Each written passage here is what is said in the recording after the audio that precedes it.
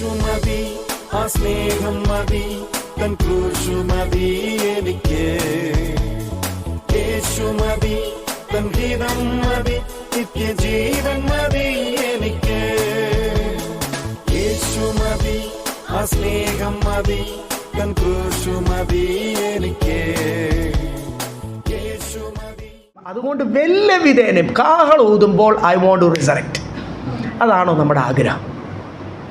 അതാണെങ്കിൽ നമ്മൾ ഏത് നിമിഷവും നമ്മൾ പ്രതീക്ഷിക്കാതിരിക്കുന്ന ഒരു സമയത്ത്, അതുകൊണ്ട് എപ്പോഴും കൃപയിലിരുന്നോണം, എപ്പോഴും വിശുദ്ധി കാത്ത് സൂക്ഷിക്കണം. എന്നിട്ട് അടുത്ത വാക്യം 12-ാമത്തെ വാക്യം തൊട്ട് നമുക്ക് ചിന്തിക്കാം.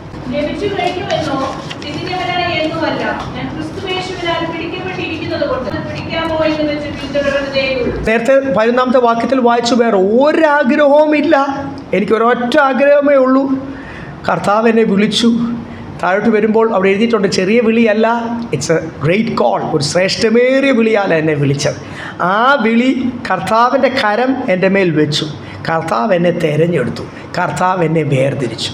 ഇപ്പോഴും ആരുടെ കരം എൻ്റെ മേലുണ്ട്? കർത്താവിന്. ഞാൻ എൻ്റെ വിളി അനുസരിച്ച് നിന്നില്ലെങ്കിൽ കർത്താവിൻ്റെ കരം എൻ്റെ മേൽ ഭാരമായി തീരും. അങ്ങനെയല്ല വചനം പറയുന്നത്. കർത്താവിൻ്റെ കരം എൻ്റെ മേൽ എന്തായിത്തീരും?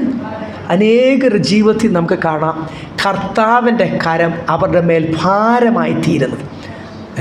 കർത്താവിൻ്റെ കരം അവർക്ക് പ്രശ്നമായി തീരും. സാധാരണ ഒന്നും അല്ലേ പ്രശ്നം ഉണ്ടാക്കുന്നത്? ആരാ ഉണ്ടാക്കുന്നത്? കർത്താവിൻ്റെ കരം. സോ അതുകൊണ്ട് എന്നെ വിളിച്ചു, ഇനി ഞാൻ കർത്താവിന് വേണ്ടി നിന്നേലേ പറ്റും. അത് കൊരിന്ത്യലേഖനത്തിലൊക്കെ ഓർപ്പിക്കുന്ന പോലെ ബിരുദു പ്രാപിക്കുവാൻ തക്കവണ്ണം എന്ത് ചെയ്യണം? ഇവിടെ 12-ാമത്തെ വാക്യത്തിൽ പറയാം, പിടിച്ചു എന്നല്ല. ആരെയാ പിന്തുടരുന്ന? യേശുവിനെ, പാസ്റ്ററിനെ അല്ല. ആരെയാ പിന്തുടരേണ്ടത്? നമുക്ക് ഒത്തിരി പേരെ നോക്കി അവരെക്കാൾ ഞാൻ നല്ലതാണല്ലോ, ആൾക്കാരുമായിട്ട് നമ്മളെ തന്നെ കമ്പയർ ചെയ്യുമ്പോൾ നോ, യേശുവുമായിട്ട് നോക്കുമ്പോഴാണ് മനസ്സിലാകുന്നത്, no, I need a lot of change. എനിക്ക് എന്ത് ചെയ്യണം? ഒത്തിരി മാറ്റം വരണം. ഒത്തിരി എൻ്റെ സ്വഭാവം, എൻ്റെ സംസാരം. മറ്റുള്ള മനുഷ്യരുമായിട്ട് നോക്കുമ്പോൾ നമ്മൾ ഇന്നത്തെ പല പെന്തിക്കോസുകാരെ നോക്കിക്കഴിഞ്ഞാൽ നമ്മളൊക്കെ എത്ര ഭേദമായില്ലേ. സ്തോത്രം. നമ്മളൊക്കെ ഉറപ്പായിട്ട് സ്വർഗത്തിൽ പോകുമെന്ന് വിചാരിക്കും. പക്ഷേ പൗലോസ് പറയുന്നത്, നോ, ഞാൻ അവരെയൊക്കെ നോക്കിക്കഴിഞ്ഞാൽ ഞാൻ എന്തോ എത്തി, ഞാൻ എന്തോ ആയി. യേശു എന്നോട് എന്ത് ചെയ്യുന്നുണ്ട്? സംസാരിക്കുന്നുണ്ടല്ലോ. അതുപോലെ കർത്താവ് എന്നോട് എന്ത് ചെയ്യുന്നുണ്ട്? സംസാരിക്കുന്നുണ്ട്. കർത്താവ് എന്നോട് ഇടപെടുന്നുണ്ട്. അത് മതി എന്നൊക്കെ ചിന്തിക്കും. നോഹോ അല്ലല്ല, യേശുവിനെ നോക്കുമ്പോൾ മനസ്സിലാവും യേശുവിൻ്റെ കൂടെ ജീവിക്കുവാൻ ഞാൻ ആയിട്ടില്ല. ഇപ്പം കാഹളം ഊതിയാൽ പൗലോസ് പോലും പറയുക, ജയിലിൽ കിടന്നാ പറയുന്നത്, ഇത്രയും വില കൊടുത്തിരിക്കുന്ന പൗലോസാ പറയുന്നത്, ഇപ്പം കാഹളം ഊതിയാൽ ഞാൻ എന്ത് ചെയ്യത്തില്ല, ചിലപ്പം എടുക്കപ്പെട്ടില്ലെന്നിരിക്കും. അതുകൊണ്ട് ഐ ഹാവ് നോട്ട് അറ്റൈൻഡ്, എനിക്ക് കിട്ടിയില്ല. ആ നിത്യത പ്രാപിക്കാൻ ഞാൻ യോഗ്യനായി തീർന്നില്ല. ആ ഒരു ലെവലിലാകുവാൻ ഞാൻ എന്ത് ചെയ്യും? ആഞ്ഞു പിടിക്കുക. ആ ഒരു പിടിക്കാമോ എന്ന് വിചാരിച്ച് ഞാൻ എന്ത് ചെയ്യുന്നു? പിന്തുടരുന്നേ ഉള്ളൂ. എന്തോ നമ്മൾ പിന്തുടരുന്നത്? നമ്മുടെ ഒരു കോളിംഗ് ഉണ്ട്, നമ്മുടെ ഒരു വിളിയുണ്ട്. അത് ഇതൊരു ഓട്ടമാണെന്ന് പറഞ്ഞല്ലോ, താഴോട്ടെല്ലാം അത് ഓർപ്പിക്കുന്നുണ്ട്. ഞാനത് പിന്തുടരുന്നേ ഉള്ളൂ. ഏതാഗ്രഹത്തോടുകൂടിയാണ് ഞാൻ പിന്തുടരേണ്ടത്? ഇത് വേണേ താന്നല്ല. സ്തോത്രം. എന്നെ നിറയ്ക്കണമേ കർത്താവേ, എനിക്ക് ആവശ്യമാണ്. അഭിഷേകമില്ലാതെ ഈ ദുഷ്ടലോകത്തിൽ ജയാളിയായിട്ട് ജീവിക്കുവാൻ കഴിയത്തില്ല. അഭിഷേകമില്ലാതെ ശുശ്രൂഷ ചെയ്യുവാൻ കഴിയത്തില്ല. അഭിഷേകത്തിൽ ആരാധിക്കാതെ ദേശശക്തിയെ ജയിക്കുവാൻ കഴിയത്തില്ല.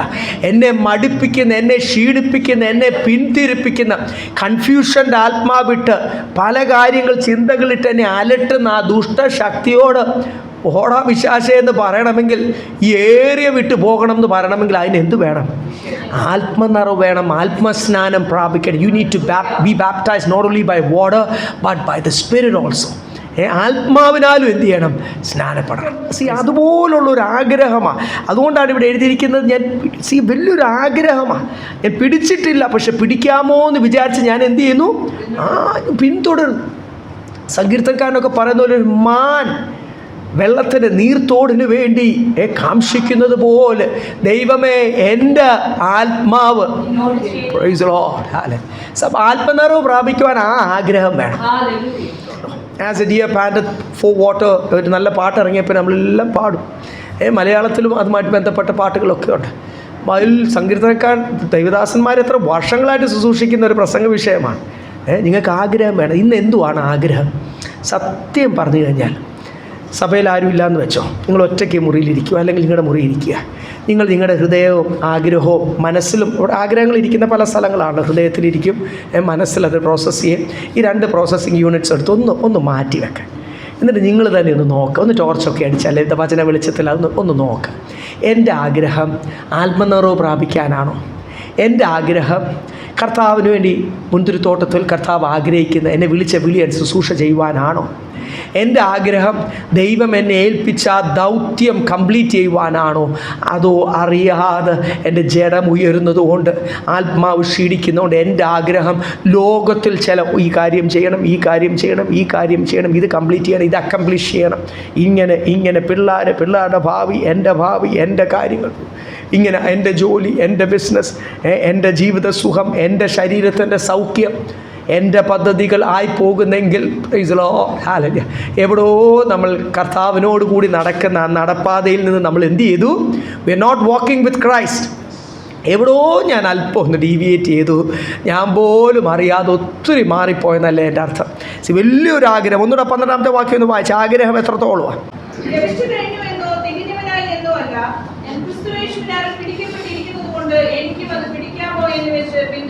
എൻ്റെ മേൽ വിളിയുണ്ട്, ഞാൻ പ്രാപിച്ചാലേ കഴിയത്തുള്ളൂ. But I have not attained, ഞാൻ പ്രാപിച്ചിട്ടില്ല. പിടിക്കാമോ എന്ന് വിചാരിച്ച് ഞാൻ അതിനെ എന്ത് ചെയ്യുന്നുള്ളൂ? ഇത്രയും വർഷം ശുശ്രൂഷ ചെയ്ത ശക്തനായ ഒരു അപ്പോസ്തലൻ പറയുക, പിന്നെ നമ്മുടെയൊക്കെ കാര്യം എന്തോ മക്കളെ? നിങ്ങൾ അങ്ങനെ ഒന്ന് ചിന്തിച്ചിട്ടുണ്ടോ? നമ്മുടെ ഇപ്പോഴത്തെ പൊസിഷൻ ഒന്നും ആയിട്ടില്ല, ഒത്തിരി പാടും. പൗലോസ് ഓൾമോസ്റ്റ് റീച്ചിങ് പോയിന്റിൽ എത്തിയിട്ടാണ് താൻ പറയുന്നത്, ഞാൻ കംപ്ലീറ്റ് ചെയ്തിട്ടില്ല, പിടിക്കാമോ? നമ്മളെവിടെ കിടക്കുന്നേ ഉള്ളൂ? എവിടോ ആദ്യത്തെ രക്ഷിക്കപ്പെട്ട സ്നാനപ്പെട്ട സമയത്തിൻ്റെ അടുത്തൊക്കെ എവിടെയൊക്കെയോ കിടക്കുന്നേ ഉള്ളൂ. നമ്മൾ പല കാര്യങ്ങൾ, ലോകത്തിൻ്റെ വിഷയം നമ്മളെ വളരുവാൻ അനുവദിക്കാത്ത എന്തോ അതേ മക്കളെ, എന്തുവാ നമ്മളെ വളരുവാൻ അനുവദിക്കാത്ത എന്തോ? ഞാൻ ഓടുക, ഞാൻ ഫ്രീ ആയിട്ട് ഓടേണ്ടതിൻ്റെ പകരം ഓരോ ഭാരം എൻ്റെ മേൽ ആരായി എടുത്തു വെക്കുന്നത്? കർത്താവ് ഭാരം തരുമോ? ഇല്ല. കർത്താവ് പറഞ്ഞ ഭാരവും മുറുകെ പറ്റുന്ന പാപമൊക്കെ വിട്ട് സ്ഥിരതയോടുകൂടി എന്ന് പറഞ്ഞാൽ ഒന്നുകൂടെ കർത്താവിനോടടുത്ത്, താഴോട്ട് വരുമ്പോൾ അത് എഴുതിയിട്ടുണ്ട്, ഒന്നുകൂടെ കർത്താവിനോടടുത്ത് മുൻപോട്ട്. അതിൻ്റെ ഇടയ്ക്ക് ഒരു ക്ഷീണം വരില്ല, അതിൻ്റെ ഇടയ്ക്ക് ഒരു കൺഫ്യൂഷൻ വരില്ല, അതിൻ്റെ ഇടയ്ക്ക് ഒരു മടുപ്പ് വരില്ല. സ്ഥിരതയോടുകൂടി മുൻപോട്ട് ഓടുക എന്ന് എഴുതിയിരിക്കുന്നത് അല്ലേ? മാർത്തയും മറിയേയും അറിയാമല്ലോ. മാർത്തയോട് പറയുന്ന ഒരു ഭാഗം ലൂക്കോസിൻ്റെ സുവിശേഷം 10-ാം അധ്യായം 41-42. Luke chapter 10 verse 41 and 42.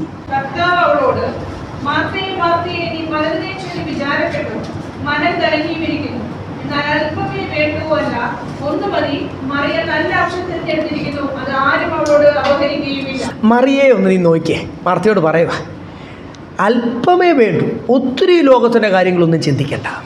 അവൾ ചിന്തിച്ചത് മുഴുവനും ഒത്തിരി കാര്യങ്ങൾ, അറേഞ്ച്മെൻറ്റ്സും അതും ഇതെങ്ങനായിത്തീരും. മീറ്റിംഗ് വന്നു, കർത്താവ് വരുമ്പോൾ ഒത്തിരി പേര് വരും, വലിയൊരു ജനക്കൂട്ടം കൂടുണ്ട്. അവൾ സത്യം പറഞ്ഞാൽ വേറെ ഒന്നുമല്ല ചിന്തിച്ചത്, നമ്മൾ ന്യായമായല്ലേ ചിന്തിക്കുന്നത്, ആരെങ്കിലുമൊക്കെ ചിന്തിക്കേണ്ട അതിനെപ്പറ്റി. എൻ്റെ കർത്താവ് എൻ്റെ മധ്യത്തിലുണ്ടെങ്കിൽ കർത്താവ് കാര്യങ്ങളൊക്കെ ചെയ്യും. മറിയ മടിച്ചിയാന്നല്ല, മറിയ ഒന്നും ചെയ്തില്ലെന്നല്ല എൻ്റെ അർത്ഥം. പക്ഷെ മറിയ അധികം ഭാരപ്പെട്ടില്ല. മാർത്ത ദൈവത്തിൻ്റെ സന്നിധിയിൽ ഇരിക്കുമ്പോൾ പോലും കർത്താവ് ഇവിടെ ജീവൻ്റെ വചനമാണ് പറയുന്നത്. കർത്താവ് പോയതിന് ശേഷവും ഇവർ കർത്താവിന് വേണ്ടി ഒത്തിരി ശുശ്രൂഷകൾ ചെയ്യുവാനായിട്ടുണ്ട്. അതുകൊണ്ട് ശിഷ്യരായിട്ട് ഇവരെ ഒരുക്കുക. ആഴമേറിയ കാര്യങ്ങളാണ് പറയുന്നത്. മാർത്ത ഇവിടെ ദൈവസന്നിധിയിൽ ഇരിക്കുമ്പോൾ, യേശു ഇടപെട്ടുകൊണ്ടിരിക്കുമ്പോഴും ചിന്തിച്ചുകൊണ്ടിരിക്കുന്നത് തൻ്റെ പല വിഷയങ്ങളാണ്. തൻ്റെ മാത്രമല്ല, മീറ്റിങ്ങിൻ്റെയും പല അറേഞ്ച്മെൻറ്റ്സ്, ഇത് എങ്ങനായിത്തീരും? ഒറ്റ ക്വസ്റ്റ്യനാണ് മാർത്തയുടെ, ഇത് എങ്ങനായിത്തീരും? ഇത് കുറച്ച് പേരെ കൊണ്ട് എങ്ങനെ ചെയ്യാൻ പറ്റും? ഇത് കറക്റ്റ് സമയത്ത് കാര്യങ്ങളൊക്കെ നടക്കുമോ? ഇതൊക്കെയായിരുന്നു മാർത്തയുടെ. യേശു പറഞ്ഞൊരു കാര്യമാണ്, മറിയെ നോക്ക്, ഒത്തിരിയൊന്നും വേണ്ട, ഒത്തിരിയൊന്നും ചിന്തിക്കേണ്ട. ഈ അറേഞ്ച്മെൻറ്റൊക്കെ നമ്മൾ വല്ലതും നമ്മുടെ കുഞ്ഞുങ്ങൾക്ക് വേണ്ടി ചെയ്തിട്ട്, ഇനി നമ്മുടെ അപ്പനമ്മമാരെ കാര്യം ഓർക്കുക, അവരൊക്കെ നമുക്ക് വേണ്ടി ഒത്തിരി കാര്യങ്ങൾ ചെയ്തിട്ടാണോ നമ്മൾ ഇത്ര ആയത്? അവർ ചെയ്യണമെന്ന് ആഗ്രഹിച്ചു, അവരൊത്തിരി അധ്വാനിച്ചു, പക്ഷെ അതൊന്നും അല്ല നമ്മൾ ഇത്ര ആക്കിയത്. കർത്താവാണ് എന്ത് ചെയ്യുന്നത്? വളർത്തുമാറാക്കി തീർക്കുന്നത് അല്ലേ? നമ്മളും നമ്മുടെ കുഞ്ഞുങ്ങൾക്ക് വേണ്ടി എന്തൊക്കെയോ ഒത്തിരി ഭാരപ്പെടുക, നമ്മുടെ ഭാവിക്ക് വേണ്ടി, കുഞ്ഞുങ്ങൾക്ക് വേണ്ടി, നാളത്തെ ഓർത്ത്. അതുകൊണ്ട് യേശു പറയുക, ഒന്നും ചിന്തിക്കേണ്ട. സ്വത്രം എന്ത് മാത്രം ചിന്തിച്ചാൽ ഇവിടെ എന്ത് എഴുതിയിരിക്കുന്നത്? ഒന്നേ ഉള്ളൂ, അല്പമേ വേണ്ടൂ. നല്ല അംശം. ഇംഗ്ലീഷ് എഴുതിയിരിക്കുന്നത് she has chosen the right path, the right thing എന്നാണ് അവിടെ എഴുതിയിരിക്കുന്നത്. ഹല്ലേലൂയ, ദ ഗുഡ് പാത്ത് എന്നൊക്കെ എഴുതിയിരിക്കുന്നത്. ആ കറക്റ്റായിട്ടുള്ള വഴി എന്ത് ചെയ്തു? മറിയ എന്ത് ചെയ്തു? ഓ മേരി ചോസ്. അതുപോലെ നീ ഒത്തിരി ഒന്നും ചിന്തിക്കേണ്ട, ഒത്തിരി ഒന്നും ഭാരപ്പെടേണ്ട. കാര്യം ഇതൊന്നും നിൻ്റെ കൈക്കൂടല്ല ഓടുന്നത്. വളരെ വ്യക്തമായിട്ടതല്ല.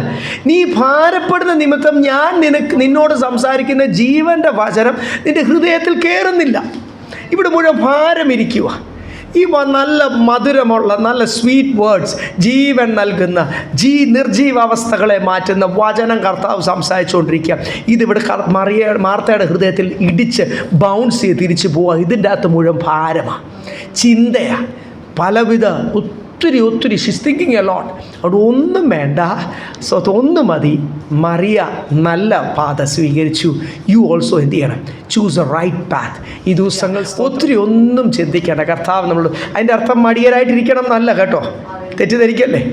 നിങ്ങളെക്കാളൊക്കെ എനിക്ക് ഒന്നിച്ചൊരു കൂടുതൽ അധ്വാനിക്കുകയും പേർക്കുകയും ചെയ്യുന്ന ഒരാളൂടെ ഞാൻ. അതുകൊണ്ട് പ്രാഗൽഭ്യത്തോടുകൂടി എനിക്ക് പറയാം, നല്ല പോലെ പണിയെടുക്കും. സ്വത്രം ഹാലയിലെ മടിയരായി തീരുവാനല്ല ദൈവദാസൻ പറയുന്നത്. ഒന്നും ചെയ്യേണ്ട, കർത്താവ് എല്ലാം ഇങ്ങ് നൂല് കെട്ടി ഇറക്കി അല്ലെങ്കിൽ തരും എന്നല്ല അതിൻ്റെ അർത്ഥം. നമ്മൾ അധ്വാനിക്കുന്നുണ്ട്, അധ്വാനിക്കാത്തവൻ ആഹാരം കഴിക്കില്ലെന്നാണ് വചനം പറയാം. നമ്മൾ നല്ലപോലെ അധ്വാനിക്കുന്നുണ്ട്, പക്ഷേ നമ്മുടെ അധ്വാനത്തിൻ്റെ കൂടുതലല്ല. ഈ ഹൃദയം ഫ്രീ ആക്കി ഒന്ന് വിട്ടാൽ മാത്രമേ കർത്താവിന് അവിടെ പ്രവർത്തിക്കുവാൻ കഴിയും. ഹൃദയം ഒന്ന് ബേർഡൻ ഫ്രീ ആക്കി, ടെൻഷൻ ഫ്രീ ആക്കി വിട്ടാൽ മാത്രമേ കർത്താവിന് അവിടെ ഹല്ലേലൂയ ഒത്തിരി കാര്യങ്ങൾ ചെയ്യും. അവിടെ ഫലം 30, 60, 100 മേനി കായ്ക്കണ്ടേ? അതുകൊണ്ടാണ് പറഞ്ഞത് ഒന്ന് മതി, choose a right path. Hallelujah. സങ്കീർത്തനക്കാരൻ പറയുന്ന ഒരു കാര്യമുണ്ട്, എനിക്ക് ഒരാഗ്രഹമേ ഉള്ളൂ. ഞാൻ എപ്പോഴും വായിച്ച് ബലപ്പെടുന്ന ഒരു സങ്കീർത്തനമാണ്. സങ്കീർത്തനം 27 4 വാക്യം, സാംസ് 27:4. ഞാൻ യഹോവയോട് ഒരു കാര്യം അപേക്ഷിച്ചു, അത് തന്നെ ഞാൻ ആഗ്രഹിക്കുന്നു, യഹോവയുടെ മനോഹരത്വം കാണുവാനും അവൻ്റെ മന്ദിരത്തിൽ ധ്യാനിക്കാനും എൻ്റെ ആയുഷ്കാലമൊക്കെ യഹോവയുടെ ആലയത്തിൽ പാർക്കേണ്ടതിന്. ഞാൻ ഒരു കാര്യം മാത്രമേ ഞാൻ ആഗ്രഹിക്കുന്നുള്ളൂ. എന്തുവാണ്? കർത്താവിൻ്റെ സ്തോത്രം, കർത്താവിൻ്റെ സന്നിധി. മന്ദിരം എന്ന് പറയുമ്പോൾ ഇത് പഴയ നിയമത്തിൽ ഇത് പറഞ്ഞതുകൊണ്ട് അവിടെ ആ ദേവാലയത്തിൽ വന്നാലേ കർത്താവിൻ്റെ സാന്നിധ്യം കാണാൻ കഴിയത്തുള്ളൂ. ഇപ്പോഴങ്ങനല്ലല്ലോ, നമ്മളുള്ളിടത്ത് ആരുണ്ട്? കർത്താവ്. അപ്പോൾ എനിക്ക് I want to come to your presence. മറ്റുള്ള വിഷയങ്ങൾ ലോകത്തിൻ്റെ എല്ലാം വിട്ടിട്ട് ഇടയ്ക്കിടയ്ക്ക് എന്ത് ചെയ്യണം? എനിക്ക് ഇടയ്ക്ക് നല്ല താൻ പറയുന്നത്, എപ്പോഴും താൻ പറയാൻ ഒരാഗ്രഹം മാത്രം, only one desire I have. എത്ര നന്നായിട്ട് അത് പറഞ്ഞിരിക്കുന്നു. ഒരാഗ്രഹം മാത്രമേ ഉള്ളൂ, എനിക്ക് കർത്താവിൻ്റെ സന്നിധിയിൽ, കർത്താവിൻ്റെ സാന്നിധ്യത്തിൽ സമയം ചെലവഴിക്കണം. എൻ്റെ ആയുഷ്കാലമൊക്കെയും അങ്ങനെ ഞാൻ ദൈവസന്നിധിയിൽ ഒന്ന് ചെലവഴിക്കുമ്പോഴാണ് യേശുവിൻ്റെ അല്ലെങ്കിൽ കർത്താവിൻ്റെ, ലോർഡ് എന്ന ഇംഗ്ലീഷ് ബൈബിൾ എഴുതിയേക്കുന്ന, യഹോവ എന്നാണ് മലയാളം ബൈബിൾ എഴുതിയേക്കുന്നത്. രണ്ടും ഒന്ന് തന്നെ. സ്തോത്രം. എൻ്റെ ദൈവത്തിൻ്റെ, എൻ്റെ കർത്താവിൻ്റെ മനോഹരത്വം, to behold your beauty O Lord എന്നാണ് ഇംഗ്ലീഷ് ബൈബിൾ എഴുതിയേക്കുന്നത്. ദൈവമേ, അങ്ങയുടെ മനോഹരതം ഒന്ന് കാണുവാൻ. നമ്മൾ ഈ ലോകത്തിൽ ഭാരപ്പെടുകയും ലോകത്തിൻ്റെ വിഷയം ചിന്തിച്ചുകൊണ്ടിരിക്കുമ്പോൾ ലോകത്തിൻ്റെ ഗ്ലോറിയാണ് നമ്മൾ കണ്ടുപോകുന്നത്. ഒരിക്കലും ദൈവ തേജസ്സോ ദൈവ സാന്നിധ്യമോ ആത്മനിറവോ. കാര്യം ഈ ലോകത്ത് കണ്ടിങ്ങനെ മഞ്ഞളിച്ചിരിക്കുക. സ്തോത്രം. എവിടെ സങ്കീർത്തനക്കാരൻ ഒന്നേ ഉള്ളൂ, ഒരാഗ്രഹമേ ഉള്ളൂ. അങ്ങനെയാണോ നമുക്ക്? നമ്മുടെ ആഗ്രഹത്തിൻ്റെ ലിസ്റ്റ്, പ്രബോധനമൊക്കെ അല്ലെങ്കിൽ ഓരോ കാര്യങ്ങളൊക്കെ നിങ്ങൾ തീരുമാനമൊക്കെ പബ്ലിക്കിൽ പറയുമ്പോൾ ഭയങ്കര പറച്ചിലൊക്കെ ആയിരിക്കും. പക്ഷേ ഹൃദയം, കർത്താവ് ഈ നിങ്ങളുടെ വർത്തമാനം ഒന്നും കേട്ട് ഫ്ലാറ്റേഡ് ആകുന്ന കർത്താവല്ല. He looks into your heart. കർത്താവ് ഹൃദയം ശോധന ചെയ്യും. ആ എക്സ്റേ അഗ്നിജ്വാലയ്ക്കൊത്ത കണ്ണുകളാൽ നിങ്ങളുടെ ഹൃദയം മുഴുവനും ദുരാഗ്രഹവും അത്യാഗ്രഹവും ആണോ? അതൊക്കെ ഒന്ന് മാറ്റി വെച്ച് സംഗീതക്കാരോട് ചേർന്ന് പറയാം, ഒരാഗ്രഹമേ ഉള്ളൂ, എൻ്റെ ആയുഷ്കാലം മുഴുവനും കർത്താവിൻ്റെ സന്നിധിയിൽ സമയം ചെലവഴിക്കുവാൻ, കർത്താവിൻ്റെ മനോഹരത ഒന്ന് കാണാൻ. ഇത് കണ്ടാലേ വർണ്ണിക്കാൻ പറ്റത്തുള്ളന്നേ. ഈ പാട്ടൊക്കെ പാടുമ്പോൾ, കോറസൊക്കെ പാടുമ്പോൾ കൈവീശുവാനും എഴുന്നേറ്റ് അതൊക്കെ നല്ലതാണ്. ഇമോഷണലി കർത്താവിനെ സ്തുതിക്കുവാൻ പാടുവാനൊക്കെ ഇറ്റ്സ് ഈസി. പക്ഷേ ആ പാടുന്ന സമയത്തേ ഉള്ളോ? അല്ലാത്ത സമയത്തൊക്കെ ലോകത്തിൻ്റെ അവരെ കണ്ടു ഇങ്ങനെ ആയിക്കോട്ടെ, നമുക്കും അങ്ങനെ ആയിത്തീരണം എന്നാണോ പറയുന്നത്? അവർ കണ്ടു, അവരങ്ങനെ ചെയ്തു, അത് കണ്ടു, അത് എത്ര നല്ലതാണ്. We are magnifying the beauty of this world അല്ലെങ്കിൽ the glory of this world. നമ്മുടെ അധരം കൊണ്ട് അറിയാതെങ്കിൽ ലോകത്തിൻ്റെ മഹത്വമാണോ നമ്മൾ വർണ്ണിക്കുന്നത്? ഒരിക്കലും വരില്ല. അങ്ങനെ ഉണ്ടായിട്ടുണ്ട്. കർത്താവിനോട് ക്ഷമ ചോദിച്ച് എന്ന് പൗലോസ് പറയുക, ജയിലിൽ കിടന്ന് പറയും, ഇത്രയും ശുശ്രൂഷ ചെയ്ത് പറയുക, പിടിച്ചില്ല, പിടിക്കാമോ എന്ന് വിചാരിച്ച് ഞാൻ എന്ത് ചെയ്യുന്നുള്ളൂ? 13-ാമത്തെ വാക്യം വായിച്ചേ. അതിന് ഞാൻ എന്ത് ചെയ്യണം? What should I do? സഹോദരന്മാരെ, ഞാൻ പിടിച്ചിരിക്കുന്നുവെന്ന് നിരൂപിക്കുന്നില്ല. ഒന്നും ഞാൻ ചെയ്യുന്നു, പിമ്പിലുള്ളത് മറന്നു മുമ്പിലുള്ളതിനെ ആഞ്ഞുകൊണ്ട് ക്രിസ്തുയേശുവിൽ ദൈവത്തിന്റെ പരമവിളിയുടെ വിരുദ്ധനായി ലാക്കിലേക്ക് ഓടും. ഒന്ന് ചെയ്തേലേ പറ്റൂ. ഒന്ന് രണ്ട് കാര്യങ്ങൾ ചെയ്യണം. എന്തോ അവിടെ എഴുതിയേക്കുന്നു? ഒന്ന്, പുറയിലുള്ളത് കംപ്ലീറ്റ്ലി എന്ത് ചെയ്യണം? എന്നിട്ട് മുൻപോട്ട് നോക്കി എന്ത് ചെയ്യണം? ഒത്തിരി വിഷയങ്ങൾ ഈ ഞാൻ പറഞ്ഞില്ലേ, ഈ മനസ്സിൽ കയറി ദൈവത്തിൻ്റെ വചനം ഒന്ന് എൻജോയ് ചെയ്യുവാൻ കഴിയാതെ കർത്താവുമായിട്ടുള്ള സമയത്തേക്കാൾ കൂടുതൽ ലോകവുമായിട്ട് സമയം ചെലവഴിക്കാൻ തോന്നുന്നതിൻ്റെ കാരണം എന്നാണെന്നറിയാം? ഒത്തിരി വിഷയങ്ങൾ. ഒന്ന്, പണ്ട് നടന്ന പല കാര്യങ്ങൾ, പഴയ ഒത്തിരി വിഷമങ്ങൾ, പഴയ ഒത്തിരി ഭാരങ്ങൾ, ആരൊക്കെയോ എൻ്റെ എതിരെ എന്തൊക്കെയോ പറഞ്ഞ് അവരോടൊക്കെ എനിക്കൊരു കയ്പ് അറിയാതെ ഉണ്ടായി പോകുന്നുണ്ടോ? ഞാൻ ദൈവദാസനായിരിക്കും, വർഷങ്ങളായിട്ട് കർത്താവിൻ്റെ വേലയൊക്കെ ചെയ്യുന്നുണ്ടായിരിക്കും. പക്ഷേ ജഡത്തിൽ ജീവിക്കുന്നിടത്തോളം ഇതൊക്കെ എൻ്റെ ജീവിതത്തിലും വരാം, നിങ്ങളുടെ ജീവിതത്തിലും വരാം. ആരൊക്കെയോ പണ്ട് എന്നോട് എന്തൊക്കെയോ പറഞ്ഞു, അതെനിക്ക് ക്ഷമിക്കാൻ പറ്റുന്നില്ലെങ്കിൽ സ്റ്റിൽ എന്തുണ്ട്? ഒരു കയ്പ് അവിടെ ഉണ്ട്, ഇല്ലേ? അപ്പോൾ ഈ പഴയത് ഒത്തിരി പഴയ കാര്യങ്ങൾ അവരെന്നോട് എന്നാലും അങ്ങനെ ചെയ്യും, അവരെ വെറുതെ വിട്ടാൽ അവരെ ദൈവം എന്ത് ചെയ്യണം? പണിഷ് ചെയ്യണം. അതെനിക്ക് കാണണം. എന്തുവാ അത്? വചനം പറയുന്നത് നിങ്ങൾ ഒരിക്കലും നിങ്ങൾക്ക് ഓടാൻ പറ്റത്തില്ല, പ്രാപിക്കേണ്ടത് പ്രാപിക്കുവാനും കഴിയത്തില്ല. Forgetting the things behind. പഴയത് എന്ത് ചെയ്യണം? അങ്ങ് മറക്കണം. അതിൻ്റെ ഒത്തിരി ഉണ്ട്. ഈ പഴയെന്ന് പറഞ്ഞാൽ നമ്മളെ ട്രബിൾ ചെയ്യുന്ന ചിന്തകളുണ്ട്, ആഗ്രഹങ്ങളുണ്ട്. എൻ്റെ കുറച്ച് പ്ലാനുകളുണ്ടായിരുന്നു, കുറേ നാളായിട്ട് എൻ്റെ ഒരു ആഗ്രഹമാണ്. ഇങ്ങനെയുള്ള ഒത്തിരി പ്ലാനുണ്ട്, എൻ്റെ ഡിസയേഴ്സ്. അതെന്തുവായാലും എനിക്ക് എന്ത് ചെയ്യണം? കുറച്ച് നാളുകൊണ്ട് അതെനിക്ക് ചെയ്തെടുക്കണം. അങ്ങനെ ഒരു ആഗ്രഹം ഉള്ളിൽ കയറിപ്പോയാൽ നമ്മുടെ ഫോക്കസ് അതായിപ്പോൾ. 5 ഇയർ, 3 ഇയർ, 3 വർഷം കൊണ്ടാണ് ചെയ്യണം, 5 വർഷം കൊണ്ട്. ദൈവം അനുവദിക്കുന്നതൊക്കെ നടക്കട്ടെ, ദൈവം മാറ്റുന്നതൊക്കെ പോകട്ടെ. എനിക്കെന്ത് ചെയ്യണം? അങ്ങനെയല്ല ഇവിടെ എഴുതിയേക്കുന്നത്. പിൻപിലുള്ളത് മറന്ന് മുൻപിലുള്ളതിന് എന്ത് ചെയ്യണം? ആഞ്ഞില്ലേ കിട്ടത്തില്ല ദൈവമക്കളെ. എങ്ങോട്ടായേണ്ടത്? നമ്മൾ പറയുന്നത് യേശുവിൻ്റെ അടുത്തോട്ടായിരുന്നതെന്നാണ്, പക്ഷെ ശരിക്കും എങ്ങോട്ടായിരുന്നത്? ആ ലോകത്തിൽ ഒത്തിരി കർത്താവ് തരുന്നു. അതുകൊണ്ട് അറിയാതെ അങ്ങോട്ട് എന്ത് ചെയ്യുക? കൃപയാൽ കർത്താവ് നമ്മളെ വളരെ മനോഹരമായിട്ട് നടത്തുന്നില്ലേ? എനിക്കും നിങ്ങൾക്കും ആ സാക്ഷ്യം മാത്രമേ പറയാനുള്ളൂ. വളരെ മനോഹരമായിട്ട് ഭൗമികമായിട്ടും കർത്താവ് നമ്മൾ എന്ത് ചെയ്യുന്നു? ലജ്ജിച്ചു പോകാതെ ദൈവം നമ്മളെ, പക്ഷേ അങ്ങോട്ട് ആയണ്ട. സ്തോത്രം. കർത്താവ് എന്തെങ്കിലും തരുന്നെങ്കിൽ സ്തോത്രം പറഞ്ഞ് കഴിച്ചോണം. സ്തോത്രം പറഞ്ഞ് അതൊന്നും നമ്മുടെ മനസ്സിൽ കയറണ്ട. കാര്യം ഇത് കാഹളം ഊതുന്ന വരെ ഉള്ളൂ. ഇതൊന്നും നമ്മളെ കൊണ്ടൊന്നും എങ്ങും എത്തിക്കാൻ പോകുന്നില്ല. ഇപ്പം മധ്യ വയസ്സും കുറച്ചുകൂടെ ഒക്കെ ആയതുകൊണ്ടൊക്കെ കുറേയൊക്കെ നമുക്കത് അനുഭവിക്കാൻ പറ്റുന്നു. ഇനി കുറച്ചുകൂടെ കഴിഞ്ഞാലുണ്ടല്ലോ, ആ 70, 80 ഒക്കെ ആയൊരു എടുക്കുന്നവരും ഒക്കെ ഇവിടെ ഉണ്ടല്ലോ, നമ്മുടെ പ്രായമുള്ള പേരൻസൊക്കെ ഉണ്ടല്ലോ. അവരോട് ചോദിച്ചു കഴിഞ്ഞാൽ ഇനി എത്ര 10 കോടി കൊണ്ടുവന്ന് എനിക്ക് തന്നാലും എനിക്ക് അതൊന്നും കഴിക്കാൻ പറ്റുന്നില്ല. അതൊന്നും അല്ല അവരുടെ പ്രാധാന്യത. അവർക്ക് വേണ്ടത് എന്തുവാ? ആ ആരോഗ്യവും സമാധാനവും അതൊന്നും പണത്തിന് തരുവാൻ എന്ത് ചെയ്യത്തില്ല, കഴിയത്തില്ല. അപ്പം സ്തോത്രം. ലോകത്തിന് തരാൻ കഴിയാത്തതുണ്ട് ദൈവമക്കളെ ഈ പഹാലിൽ. അതുകൊണ്ട് ഇവിടെ ഫോക്കസ് മാറിപ്പോകല്ലേ. ഒന്നേ എനിക്ക് ആഗ്രഹമുള്ളൂ, അതെൻ്റെ ഗോളാണ്, അതെൻ്റെ വിളിയാണ്. ആ വിളി അല്ലെങ്കിൽ യേശുവിൻ്റെ അടുത്തോട്ടാണ് ഞാൻ എങ്ങോട്ടാണ് പോകുന്നത്? കർത്താവിൻ്റെ മണവാട്ടിയായി തീരുവാനല്ലേ ഒരുക്കം. അപ്പം പുറയിലുള്ളത് പിൻപിലുള്ളത് മറന്നതുകൊണ്ട് മുൻപോട്ട് ആഞ്ഞോടുന്നു. ആരായണം? കുറേ നാളായി പാസ്റ്റർ നിങ്ങളെ പുറയിൽ നിന്ന് തള്ളുക. എത്ര നാളെന്ന് വിചാരിച്ച് എനിക്ക് തള്ളാൻ പറ്റും? നിങ്ങൾ ഈ കൂട്ടായ്മയിൽ വരുന്നിടത്തോളം എനിക്ക് നിങ്ങളെ പുഷ് ചെയ്യാൻ പറ്റും, എൻകറേജ് ചെയ്യാൻ പറ്റും. ആഞ്ഞോട് സഹോദര, ആഞ്ഞോട് സഹോദരി, പോരാ, കുറച്ചുകൂടെ എന്ത് ചെയ്യണം? പവർഫുള്ളായി തീരണം. എന്നെ ദൈവാത്മാവ് ബലപ്പെടുത്തുക അനുസരിച്ച് ഞാനും നിങ്ങൾ എന്ത് ചെയ്യും? എൻകറേജ് ചെയ്യും. പക്ഷേ അതാണ് ഇവിടെ എഴുതിയിരിക്കുന്നത്. പൗലോസ് പറയുന്നത് അങ്ങനല്ല.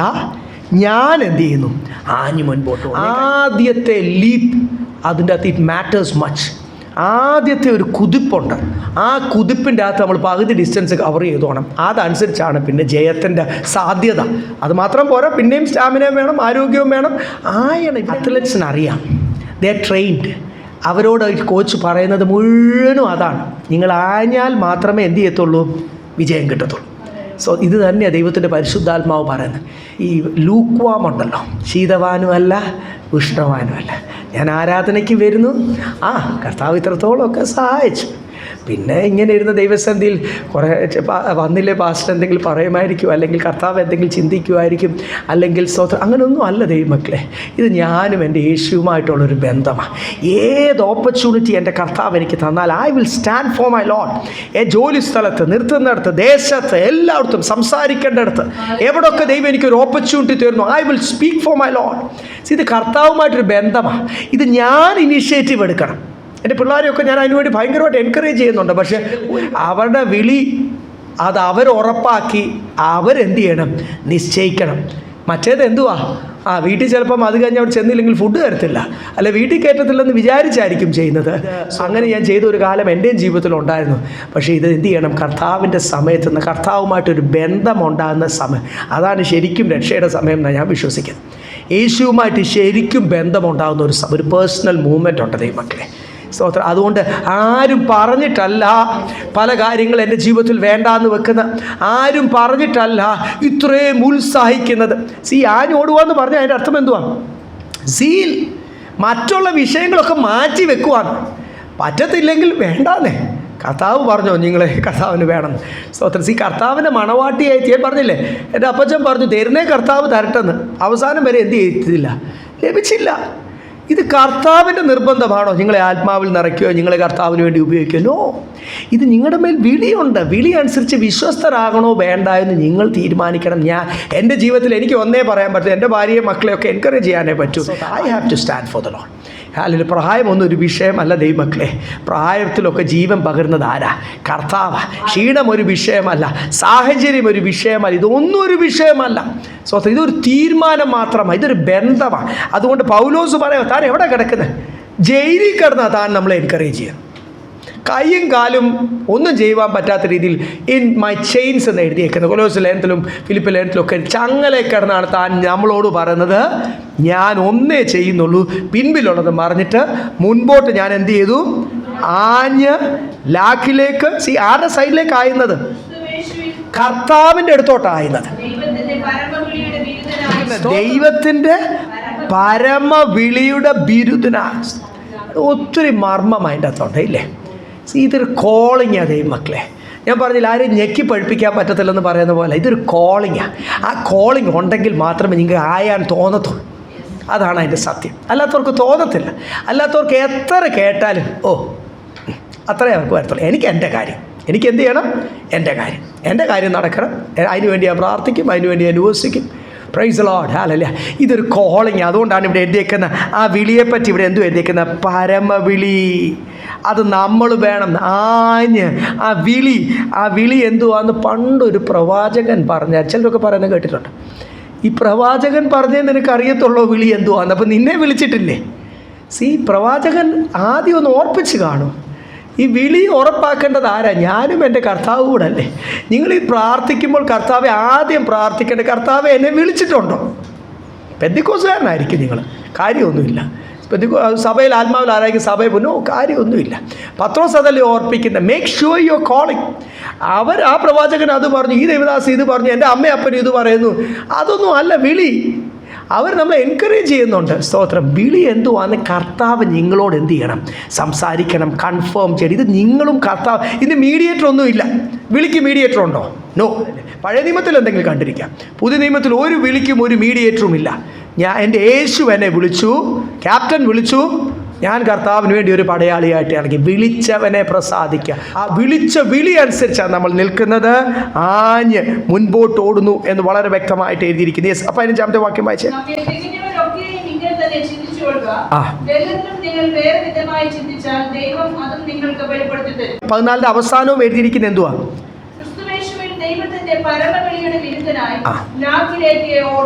ലാക്കിലേക്ക് നോക്കി ഞാൻ എന്ത് ചെയ്യുന്നു? ഓടുന്നു. അത് പ്രാപിക്കുവാൻ വേണ്ടി ഓടുന്നു. എല്ലാവർക്കും ഇത് മനസ്സിലാകത്തില്ല. തികഞ്ഞവർക്ക് മാത്രമേ ഇത് എന്ത് ചെയ്യത്തുള്ളൂ. ദോസ് ഹു ആർ മെച്ചുവർ എന്ന് ഇംഗ്ലീഷ് ബൈബിളിൽ എഴുതിയിരിക്കുന്നത്. Spiritually mature. ശാരീരികമായിട്ട് നമ്മളൊക്കെ മെച്ചുവേർഡാണ്. അപ്പോൾ അതിനെപ്പറ്റി അല്ലല്ലോ ഇവിടെ എഴുതിയിരിക്കുന്നത്. ആത്മീയമായിട്ട് തികഞ്ഞവർക്ക് മാത്രമേ ഇത് മനസ്സിലാകത്തുള്ളൂ. ഇനി നിങ്ങളുടെ മേൽ വിളിയുമുണ്ട്, നിങ്ങൾക്ക് മനസ്സിലായില്ലെങ്കിൽ കർത്താവ് എന്താക്കി തീർക്കും എന്നാണ് ഇവിടെ എഴുതിയിരിക്കുന്നത്. അതും നിങ്ങൾക്ക് ഒത്തിരി കാര്യങ്ങൾ നമ്മുടെ ഈ മരുഭൂമി യാത്രയിൽ കർത്താവ് നമ്മളെ മനസ്സിലാക്കും. ഞാൻ പല ആൾക്കാർ പറഞ്ഞു കേട്ടിട്ടുണ്ട്. ഇപ്പം ചിലർ പോകുന്ന കൂട്ടം, പ്രാർത്ഥനാ കൂട്ടം ഒരു സത്യ ഉപദേശത്തിൽ നിൽക്കുന്ന ഒരു കൂട്ടമായിരിക്കത്തില്ല. അവരവിടെ ഇരുന്ന് അതിനെ റിവൈവ് ചെയ്യാൻ പലപ്പോഴും നോക്കുന്നത് കണ്ടിട്ടുണ്ട്. അത് പല ആൾക്കാരത് എന്നോടും പറഞ്ഞിട്ടുണ്ട്. എനിക്ക് ഈ കൂട്ടം വലിയ ഇഷ്ടമാണ്, അവരെ ഞാനൊന്ന് ശരിയാക്കാൻ നോക്കുക. അതാണോ വചനം പറയുന്നത്? മരിച്ചവരുടെ ഇടയിൽ നിന്ന് പുറത്തു വന്നാൽ ക്രിസ്തു നിൻ്റെ മേൽ. അപ്പം ആത്മാവിൽ ജീവൻ ഇല്ലാത്തവർ, ഒരു തെറ്റായ ഉപദേശം പഠിപ്പിക്കുന്നവർ, സ്തോത്രം, അങ്ങനെയുള്ളവരുമായിട്ടുള്ള കൂട്ടായ്മ. ഈ കൂട്ട് വലിയ പ്രോബ്ലമാണ് കേട്ടോ. ഈ ഫ്രണ്ട്ഷിപ്പ് വലിയ പ്രോബ്ലമാണ്. കൂട്ടിൽ നമ്മൾ പല കാര്യങ്ങൾ പോട്ടെന്ന് വെക്കും. സ്തോത്രം. നമ്മുടെ കുഞ്ഞുങ്ങൾ പല കാര്യങ്ങൾ തെറ്റ് ചെയ്യുമ്പോഴും അമ്മമാരൊക്കെ എൻ്റെ കുഞ്ഞല്ലേ കവർ ചെയ്യുന്ന പോലെ നമ്മുടെ ഈ കൂട്ട് നിമിത്തം അവർ പോകുന്ന പല കാര്യങ്ങൾ ശരിയല്ലെന്ന് നമുക്കറിയാം. പക്ഷെ അതൊന്നും നമ്മൾ അവരോട് പറയത്തുമില്ല, അവരെ കറക്റ്റ് ചെയ്യത്തില്ല. കറക്റ്റ് ചെയ്ത് കഴിഞ്ഞാൽ ഈ കൂട്ട് പോകുമല്ലോ. ഈ കൂട്ട് പോകാതിരിക്കാൻ നമ്മൾ അവരെ എന്ത് ചെയ്യത്തില്ല, കറക്റ്റ് ചെയ്യുന്നില്ല. പക്ഷേ ഇവിടെ അപ്പോസ്തലൻ പറയുന്നത് ഇവിടെ ഒക്കെ ഒരു വേർപാട് പാലിക്കേണ്ട ഏരിയയിൽ വേർപാട് പാലിച്ചാൽ മാത്രമേ, മാറ്റി വെക്കേണ്ട ഏരിയകൾ മാറ്റി വെക്കണം. അത് കൂട്ടാണെങ്കിലും കൂട്ടായ്മയാണെങ്കിലും സ്തോത്രം സത്യാത്മാവിൽ സത്യവചനം എന്തെങ്കിൽ മാത്രമേ കർത്താവിനെ പ്രസാദിപ്പിക്കാൻ കഴിയത്തുള്ളൂ. അല്ലെങ്കിൽ ഇവിടെ എഴുതിയിരിക്കുന്ന ആ ലാക്ക് നോക്കി പിൻപിലുള്ളതൊക്കെ മറന്നിട്ട്, പിൻപിലുള്ള ഞാൻ പറഞ്ഞില്ലേ, ലോകത്തിൻ്റെ എല്ലാ വിഷയങ്ങളും ഇറ്റ് ഈസ് പെരിഷബിൾ. ഈ ലോകത്തിൻ്റെ വിഷയങ്ങളെല്ലാം നശിച്ചു പോകുന്ന താൽക്കാലികമായി ഈ താൽക്കാലിക വിഷയമൊക്കെ മറന്നിട്ട് നിത്യമായ വിഷയത്തിനു വേണ്ടി മുൻപോട്ട് ഓടുക. ഇത് എനിക്കൊരു പ്രമാണവും വേറൊരാൾക്ക് വേറൊരു പ്രമാണവുമാണോ? അല്ല. We all have the same rule. അടുത്ത വാക്യം വായിച്ചേ, 16 വായിച്ചേ. മലയാളത്തിൽ എഴുതിയേക്കുന്ന നാം പ്രാപിച്ചിരിക്കുന്ന പരിജ്ഞാനം എന്ത് ചെയ്യുന്ന അനുസരിച്ച് നടക്കുക എന്നാണ് എഴുതിയിരിക്കുന്നത്. ഇംഗ്ലീഷിൽ എഴുതിയിരിക്കുന്നത് let us walk of by the same rule, let us be of the same mind എന്ന് എഴുതിയേക്കുന്നത്. ഒരു നിയമമേ ഉള്ളൂ. പരിജ്ഞാനം എന്നവിടെ എഴുതിയേക്കുന്ന ട്രാൻസ്ലേഷനിൽ, അതിൻ്റെ ഇംഗ്ലീഷിലൊക്കെ എഴുതിയേക്കുന്നത് വളരെ നല്ലതായിട്ടാണ്. നമ്മളെല്ലാവരും ഒരേ നിയമം അനുസരിച്ച് നടക്കട്ടെ, നമ്മളെല്ലാവരും ഒരേ മനസ്സുള്ളവരായി തീരട്ടെ. ഒരു കൂട്ടായ്മയുടെ പ്രത്യേകത എന്തുവാ? എന്നെയും നിങ്ങളെയും യേശുവിൻ്റെ മനസ്സനുസരിച്ച് ഒരുക്കുന്ന, ഒരു പാസ്റ്ററിൻ്റെ മനസ്സനുസരിച്ചല്ല, എന്നെയും നിങ്ങളെയും കർത്താവിൻ്റെ മനസ്സനുസരിച്ച്. അപ്പോൾ ഇവിടെ എല്ലാം എഴുതിയിട്ടുണ്ട്. നമ്മളെല്ലാം ചിന്തിക്കുന്നത് ഒന്നായി തീരട്ടെ. ആ നിയമം അനുസരിച്ച് എന്ത് ചെയ്യണം? Let us walk by the same rule, let us have the same mind. അപ്പം ഒരേ നിയമം അനുസരിച്ച് 2 തിമോത്തിയോസ് എടുക്കണ്ട 2-ാം അധ്യായം 5-ാമത്തെ വാക്യത്തിൽ അവിടെ എഴുതിയൊക്കെ നിങ്ങൾക്ക് അറിയാമല്ലോ. ചട്ടപ്രകാരം പോരാടുന്നവന് കിരീടം പ്രാപിക്കും. അവിടെ എഴുതിയേക്കുന്നത് those who fight by the rule എന്ന് എഴുതിയിരിക്കുന്നത്. അപ്പം ഈ പ്രമാണമുണ്ട് നടക്കാൻ. അത് വിശുദ്ധിയാണെങ്കിലും വേർപാടാണെങ്കിലും അത് ആരാധനയാണെങ്കിലും പ്രായോഗിക ക്രിസ്തീയ ജീവിതത്തിൻ്റെ ഓരോ കാര്യത്തിനും നമുക്കൊരു പ്രമാണമുണ്ട്. ആ ചട്ടപ്രകാരം പോരാടിയാൽ മാത്രമേ എന്ത് ചെയ്യത്തുള്ളൂ? കിരീടം പ്രാപിക്കുവാൻ കഴിയത്തുള്ളൂ എന്ന് തിമോത്തിയോസ് ലേഖനത്തിൽ എഴുതിയിരിക്കുന്ന പോലെ തന്നെയാണ് ഇവിടെ 16-ാമത്തെ വാക്യത്തിൽ ഓർപ്പിക്കുന്ന ഒരു നിയമമുണ്ട്. ആ നിയമം അനുസരിച്ച് വേണം നമ്മൾ പോരാടാൻ. നമുക്കറിയാം ഈ പ്രമാണം വലിയ വിഷയമല്ല ഇപ്പം ദൈവമക്കൾക്ക്.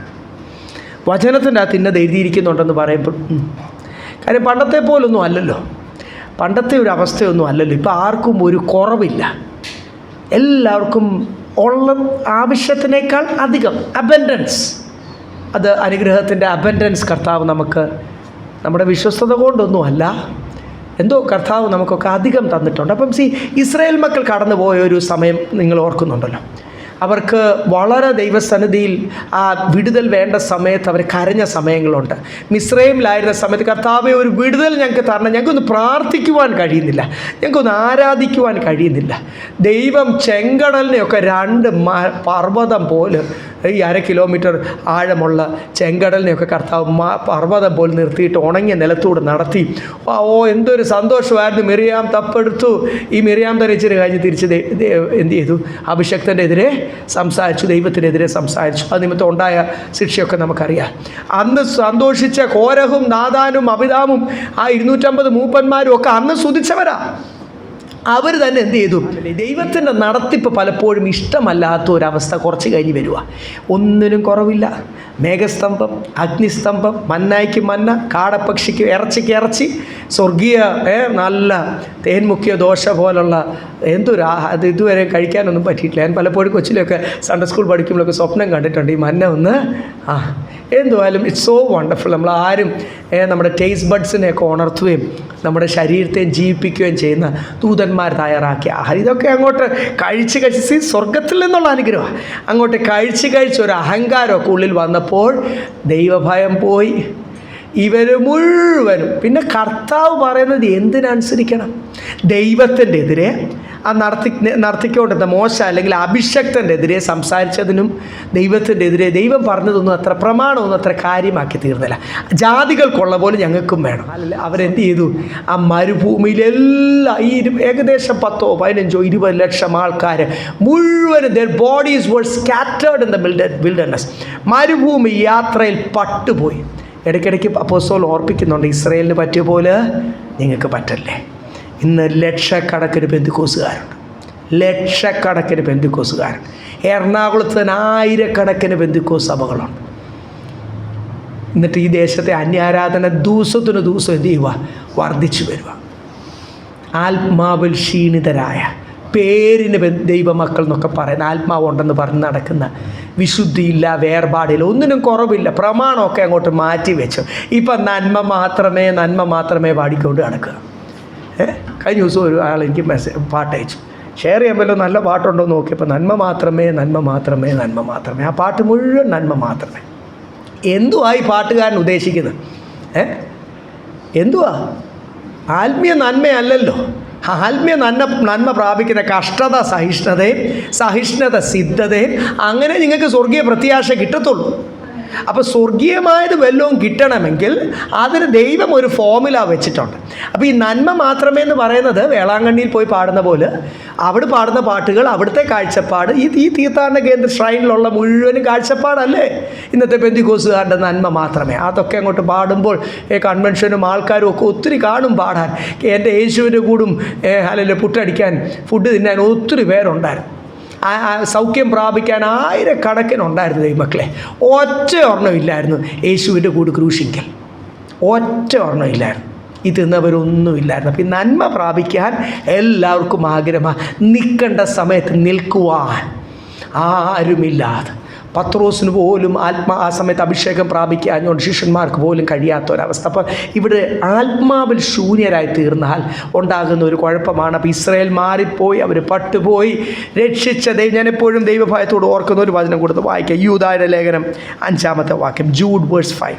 നിങ്ങളോ സകലവും ഒരിക്കൽ അറിഞ്ഞുവെങ്കിൽ നിങ്ങളെ ഓർപ്പിപ്പാൻ ഞാൻ ഇച്ഛിക്കുന്നതെന്നാൽ കർത്താവ് ജനത്തെ മിസ്രയീമിൽ നിന്ന് രക്ഷിച്ചിട്ടും വിശ്വസിക്കാത്തവരെ പിന്നത്തേതിൽ നശിപ്പിച്ചു. വചനമൊക്കെ നിങ്ങൾക്കറിയാം. പക്ഷേ ഞാൻ ഓർപ്പിക്കാൻ ആഗ്രഹിക്കുന്ന ഒരു കാര്യമുണ്ട്. യൂദ വളരെ ഡീപ്പായിട്ട് സംസാരിക്കുന്ന ഒരു അഭിഷക്തനാണ്, അപ്പോസ്തലനാണ്. യൂദ പറയുക, രക്ഷിച്ച ദൈവം തന്നെ പിന്നീട് അവരെ നശിപ്പിച്ചു. Destroyed dum. The Lord who saved them, later he himself destroyed them. അത് നിങ്ങൾ മറന്നു പോകല്ലേ. എന്നെ രക്ഷിച്ചു, എൻ്റെ കുടുംബക്കാരുടെ മധ്യത്തിൽ എന്നെ രക്ഷിച്ചു സന്തോഷത്തോടെ പറയുന്ന നമ്മൾ ഓർത്തോണം, ഈ രക്ഷിക്കുന്ന ദൈവം നശിപ്പിക്കുന്ന ദൈവം കൂടാ. ഫലം കായ്ച്ചില്ലെങ്കിൽ വെട്ടിക്കണ്ടിച്ച് എന്ത് ചെയ്യും? ഇതെന്ന് ദേവദാസന്മാർ പറഞ്ഞാൽ ഇതുപോലെ കസേരകളൊക്കെ എൻ്റെ ഇടയ്ക്ക് കാലിയായിട്ടൊക്കെ കിടക്കും. ഇത് പറയുമല്ല, നിങ്ങൾ രക്ഷിക്കപ്പെട്ട ദിവസം തൊട്ട് നന്മ മാത്രമല്ല അടിക്കടി ഉയർച്ചയൊക്കെ പറഞ്ഞാൽ കസേര പോട്ട് ഇവിടെ കാല് കുത്താൻ സ്ഥലം കാണത്തില്ല. ഇതൊന്നും പോരാതെ വരും ദൈവമക്കളെ. നമുക്ക് വല്ല വിധേനം അപ്പോസ്തലൻ പറയുന്ന പോലെ എന്ത് ചെയ്യണം? മരിച്ചവരുടെ ഇടയിൽ നിന്ന് പുനർദാനം പ്രാപിച്ചു രക്ഷിച്ച ദൈവം ശിക്ഷിക്കും എന്ന് പറഞ്ഞാൽ ശിക്ഷിക്കും എന്നല്ല ഇവിടെ എഴുതിയേക്കുന്നത്. He destroyed dum. നിത്യത നഷ്ടപ്പെടുത്തിക്കളയും. രക്ഷിക്കും ദൈവം. പ്രമാണം തന്നിട്ടുണ്ട്, വിളിയുണ്ട്, വിളി അനുസരിച്ച് അതാണ് ഭയത്തോടുകൂടി താൻ ഓർക്കുന്നത്. സ്തോത്രം. എന്നിട്ട് ഇവിടെ താഴോട്ട് വരുമ്പോൾ അനേകർ ക്രൂശിൻ്റെ ശത്രുക്കളായി തീർന്ന് വിഷമത്തെ ആ ഒരു ഭാഗം കൂടി വായിച്ചിട്ട് നിർത്താം. 18-ാമത്തെ വാക്യം തൊട്ട് വായിച്ചു.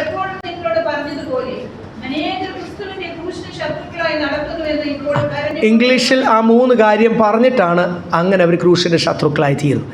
അവരുടെ അവസാനം നാശം. ആരുടെയാണ്? ഇനി വായിച്ചോ. ഇനി ദൈവം വയറ് ഏത് കൂട്ടം ആൾക്കാർ ദൈവമക്കളായിരുന്നു? അവർ രക്ഷിക്കപ്പെട്ടു, സ്നാനപ്പെട്ടു, കർത്താവിൻ്റെ സഭയെ ചേർന്ന ദൈവമക്കൾ. അനേകർ ക്രൂസ്, they have become enemies of the cross. Enemies of Christ എന്നല്ല എഴുതിയേക്കുന്നത്, എനിമീസ് ഓഫ് അല്ലെങ്കിൽ എന്തെങ്കിലും വിശ്വസിക്കുന്ന സഭ എന്നല്ല എഴുതിയിരിക്കുന്നത്. അങ്ങനെ ഒന്ന് നോക്കിക്കഴിഞ്ഞാൽ ചിലപ്പോൾ കുഴപ്പമില്ലെന്ന് തോന്നിക്കും. ക്രൂശിൻ്റെ ശത്രുവായി തീർന്നാൽ നിൻ്റെ അവസാനം നാശം. അപ്പം നമ്മളെ വിളിച്ചിരിക്കുന്നത് പെന്തിക്കോസുകാരായിട്ടല്ല, നമ്മളെ വിളിച്ചിരിക്കുന്നത് ഇന്ന സഭക്കാരായിട്ടല്ല, നമ്മളെ വിളിച്ചിരിക്കുന്ന സ്നാനപ്പെട്ടവരായിട്ടല്ല, നമ്മളെ വിളിച്ചിരിക്കുന്ന ക്രൂശിന് വേണ്ടി നിൽക്കാനാണ്. ഈ ഉപദേശത്തിൻ്റെ പേരെന്തുവാ? The message of the cross. ക്രൂശിൻ്റെ വചനം. ക്രൂശിൽ എന്തുവാന്ന് നമുക്കറിയാമല്ലോ. അവിടെ നിന്ന ക്രൂശിൽ തൂങ്ങുന്നവൻ ശപിക്കപ്പെട്ടവൻ. സ്തോത്രം. അനേകരെ രക്ഷിക്കുവാൻ വില കൊടുക്കുന്ന അവസ്ഥ, നമ്മളൊന്ന് പ്രമാണപ്രകാരം നിൽക്കുവാൻ വില കൊടുക്കുന്ന അവസ്ഥ. അവിടെ എഴുതിയേക്കുന്ന ക്രൂശിലെ മരണത്തോളം പിതാവിൻ്റെ ഇഷ്ടത്തിന് താൻ അനുസരണമുള്ളവനായി തീർന്നു. താഴ്മ. അപ്പോൾ അവിടെ എന്തൊക്കെ വേണം? അനുസരണം, 100% ഒബീഡിയൻസ്, അല്ല 100% താഴ്മ. അപ്പോൾ ഇതൊക്കെയാണ് ക്രൂശിലെ അനുഭവങ്ങൾ. അതുകൊണ്ട് ഇവിടെ എഴുതിയിരിക്കുന്നത് അനേകർ ക്രൂശിൻ്റെ ശത്രുക്കളായിത്തീരുന്നു. അവരുടെ അവസാനമോ ഡിസ്ട്രക്ഷൻ. ദൈവഭയത്തോടുകൂടി നിങ്ങൾ ഓർക്കേണ്ട ഒരു കാര്യം ദൈവമക്കളെ, സ്തോത്രം. ദൈവമക്കൾ എങ്ങനെയായി പോവുക? നല്ല ദൈവമക്കൾ. ഒരു കാലത്ത് ഞാൻ എൻ്റെ ജീവൻ കർത്താവിന് വേണ്ടി രക്ഷിക്കപ്പെട്ട സമയത്ത് നമ്മളൊക്കെ പറഞ്ഞു, എന്തോ ദൈവമക്കളെ, വചനം പറയുന്ന പോലെ നിന്നോളാം, എനിക്ക് ലോകം വേണ്ട, ലോകത്തിൻ്റെ സുഖം വേണ്ട, ഞാൻ യേശുവിന് വേണ്ടി നിന്നോളാം എന്ന് പറഞ്ഞല്ലേ ഞാനും നിങ്ങൾ രക്ഷിക്കപ്പെട്ട. അങ്ങനെയാണോ? ഒരു സംശയം. അത് ഒത്തിരി നാളായില്ലേ പാസ്റ്റർ, മറന്നുപോയി. ദൈവാത്മാവോട് പറഞ്ഞാൽ മതി. ആരെങ്കിലും പാസ്റ്റർ ഏറ്റു പറയാൻ പറഞ്ഞതിന് ചുമ്മാ ഏറ്റു പറഞ്ഞവരുണ്ടോ ഇവിടെ? അങ്ങനെയാണെങ്കിൽ ഒന്നുകൂടെ രക്ഷിക്കപ്പെടണം. ഞാൻ പറഞ്ഞില്ല, ഒരു ബന്ധമുണ്ടാവുന്ന ദിവസമാണ് ശരിക്കും രക്ഷയുടെ ദിവസം. പ്രായമായി രക്ഷിക്കപ്പെട്ട, പ്രായമായില്ലേ സ്നാനപ്പെടുമെന്ന് പറഞ്ഞ് അതൊന്നുമല്ല. യേശുവുമായിട്ട് ബന്ധമുണ്ടാകുന്ന ദിവസമാണ് the chapter opens in your life. സ്തോത്രം. ആ ന്യൂ ചാപ്റ്റർ. അപ്പം പിന്നെ life style, it's A new life style. എല്ലാത്തിനും ഒരു മാറ്റമുണ്ടാകും. അപ്പം ആ ബന്ധമുണ്ടാകുന്ന ദിവസത്തെ പറ്റിയാണ് സംസാരിക്കുന്നത്. അതൊന്ന് ഓർത്ത് നോക്കിയാൽ, ഞാൻ യേശുവിന് വേണ്ടി നിന്നോളാം നമ്മൾ പറഞ്ഞാണോ? എന്ത് വിലയും കൊടുത്ത് I will stand for the Lord. അതല്ലേ കർത്താവിന് വേണ്ടി നിൽക്കേണ്ട പോത്ത്. പക്ഷേ ഞാൻ വേദനയോടുകൂടി പറയണം, അനേക ക്രൂശൻ. എങ്ങനെയാണ് അവർ ക്രൂശൻ ശത്രുക്കളായിത്തീരും? അവരുടെ ദൈവം എന്തുവാണ്? അവരുടെ ദൈവം എത്ര പച്ചയ്ക്കാണ് പരിശുദ്ധാത്മാവ് പറഞ്ഞിരിക്കുന്നത്. വയർ. എൻ്റെ കാര്യം, എൻ്റെ വയറെന്നറിയണം, എൻ്റെ അക്കൗണ്ട് എന്നറിയണം, എനിക്ക് സമൃദ്ധി ഉണ്ടാകണം, എൻ്റെ പേഴ്സ് ഫുള്ളായിരിക്കണം, ഒന്നിനും കുറവ് വരാൻ പാടില്ല. ആരോഗ്യം, എല്ലാം എന്തൊക്കെ ഒരു മനുഷ്യൻ ആഗ്രഹിക്കാമോ അതെല്ലാം. അതൊക്കെയാണ് ഇന്നത്തെ പ്രസംഗ വിഷയം. അവിടെയൊക്കെയാണ് അമ്മേ എന്നൊക്കെ പറഞ്ഞ ആൾക്കാർ അങ്ങോട്ട് കേട്ട് കഴിഞ്ഞാൽ തന്നെ ആൾക്കാർക്ക് എല്ലാവരും അങ്ങ് ഉണരുക. ആത്മീയമായിട്ടല്ല ഉണരുന്നത്, just a word of motivation. അപ്പോൾ ഈ മോട്ടിവേഷൻ എല്ലാവർക്കും ഇഷ്ടമാണ്. പക്ഷേ അവരുടെ ഉള്ളിലുള്ള ഇതുപോലത്തെ പല ആഗ്രഹങ്ങളുണ്ടല്ലോ, ചിന്തകളുണ്ടല്ലോ, അത് മാറണമെങ്കിൽ എന്ത് ചെയ്യണം?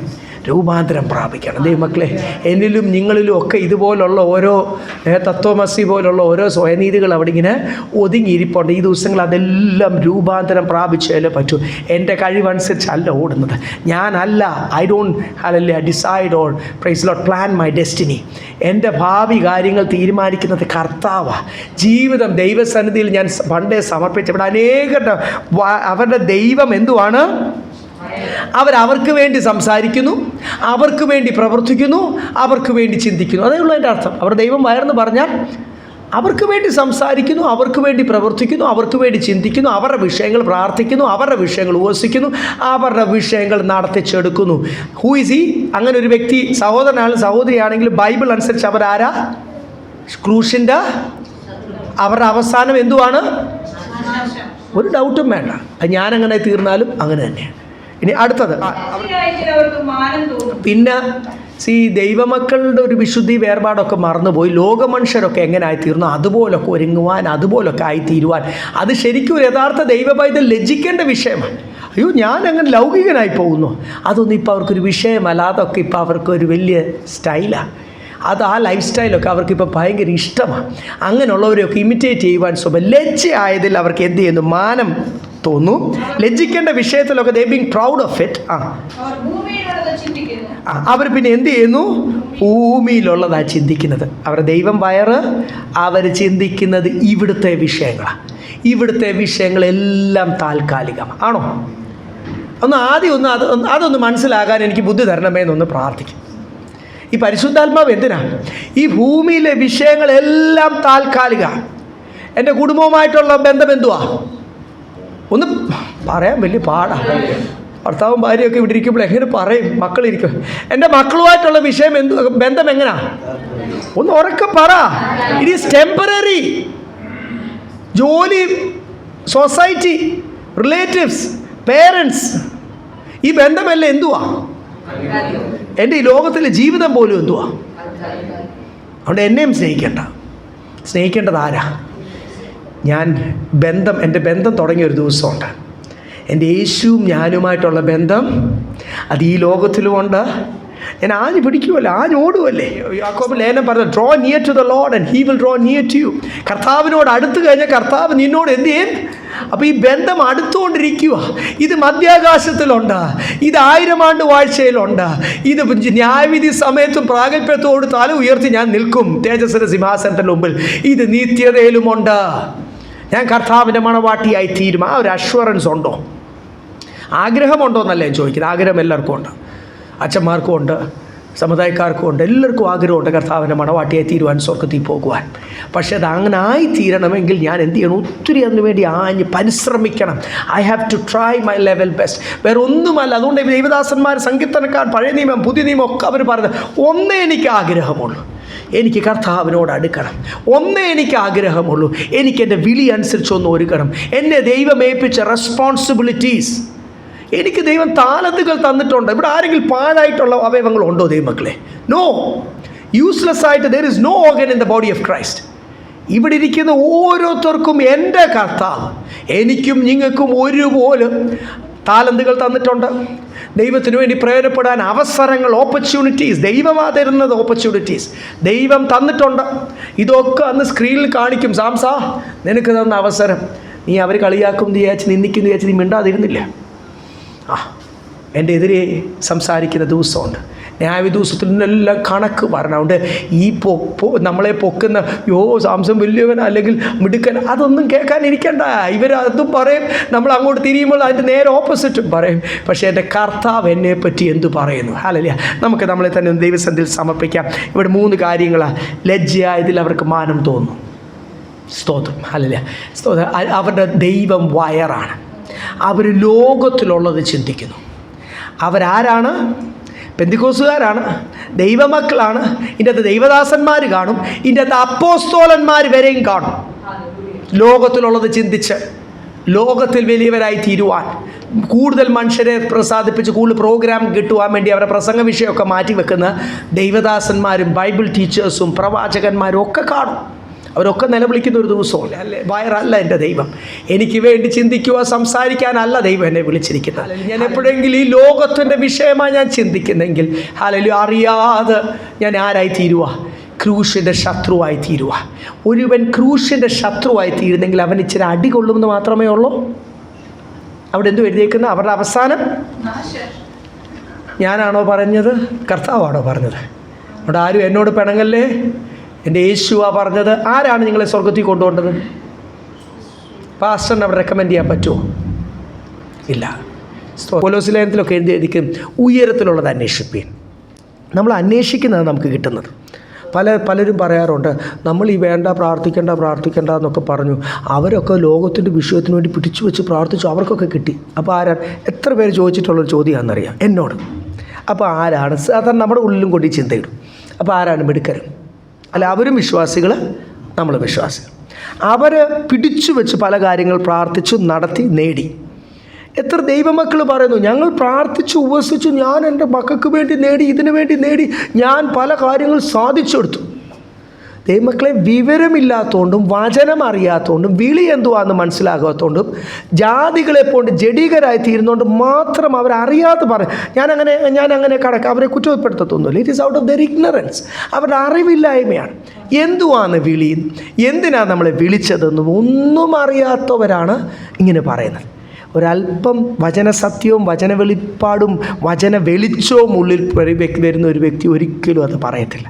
എൻ്റെ കർത്താവ് എന്തെങ്കിലും എനിക്ക് തന്നെങ്കിൽ സ്തോത്രം, നാളെ തന്നില്ലെങ്കിലും ആണോ? സന്തോഷത്തോടു കൂടിയാണോ? Praise Lord. മറ്റന്നാളെയും തന്നില്ലെങ്കിൽ പെറുവർക്കും. സ്തോത്രം. കിട്ടാനാണോ ഇറങ്ങിയത്? അല്ലല്ലോ. ദൈവം കരുതുന്നവനാണ്. തന്നെന്നിരിക്കും, പക്ഷേ തന്നില്ലെന്നിരിക്കും. പരീക്ഷിക്കുന്നവനോടാണ്. അപ്പം നമ്മുടെ മനസ്സ് ലോകത്തിൻ്റെ കാര്യത്തിൽ സെറ്റ് ചെയ്തുകൊണ്ടൊന്നും അല്ല കാര്യങ്ങൾ ഇതുവരെ നടന്നത്. വേറൊന്നുമല്ല, ലോകത്തിലെ വിഷയങ്ങൾ അന്വേഷിച്ച് വയർ ദൈവമായിട്ട് വെക്കുന്ന ആൾക്കാരുടെ അവസാനം നാശം. അതിൻ്റെ അർത്ഥം ഈ ലോകത്തിൽ അവർക്ക് കുറച്ച് കഷ്ടപ്പാടൊക്കെ ഉണ്ടാവുന്നതാണോ? അതോ അവസാനം എന്ന് പറയുന്നത് എവിടെ? പരിശുദ്ധാത്മ അവസാനം എന്ന് പറയുന്നത് എന്തുവാ? നിത്യത ഇല്ലേ? That is the end. ഇതൊന്നും അല്ല അവസാനം. മരണമല്ല അവസാനം. മരണമാണോ അവസാനം? അല്ല. നമ്മൾ ഈ കഴിഞ്ഞ അടക്കത്തിൽ നമ്മൾ പറഞ്ഞില്ല, ഇത് ജസ്റ്റ് ഒരു പോസ്.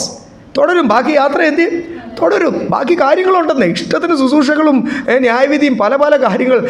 1000 ആണ്ട് വാഴ്ചയുണ്ട്, 7 വർഷത്തെ മഹാഭിന്നകാലം അതിന് മുമ്പേ ഉണ്ട്.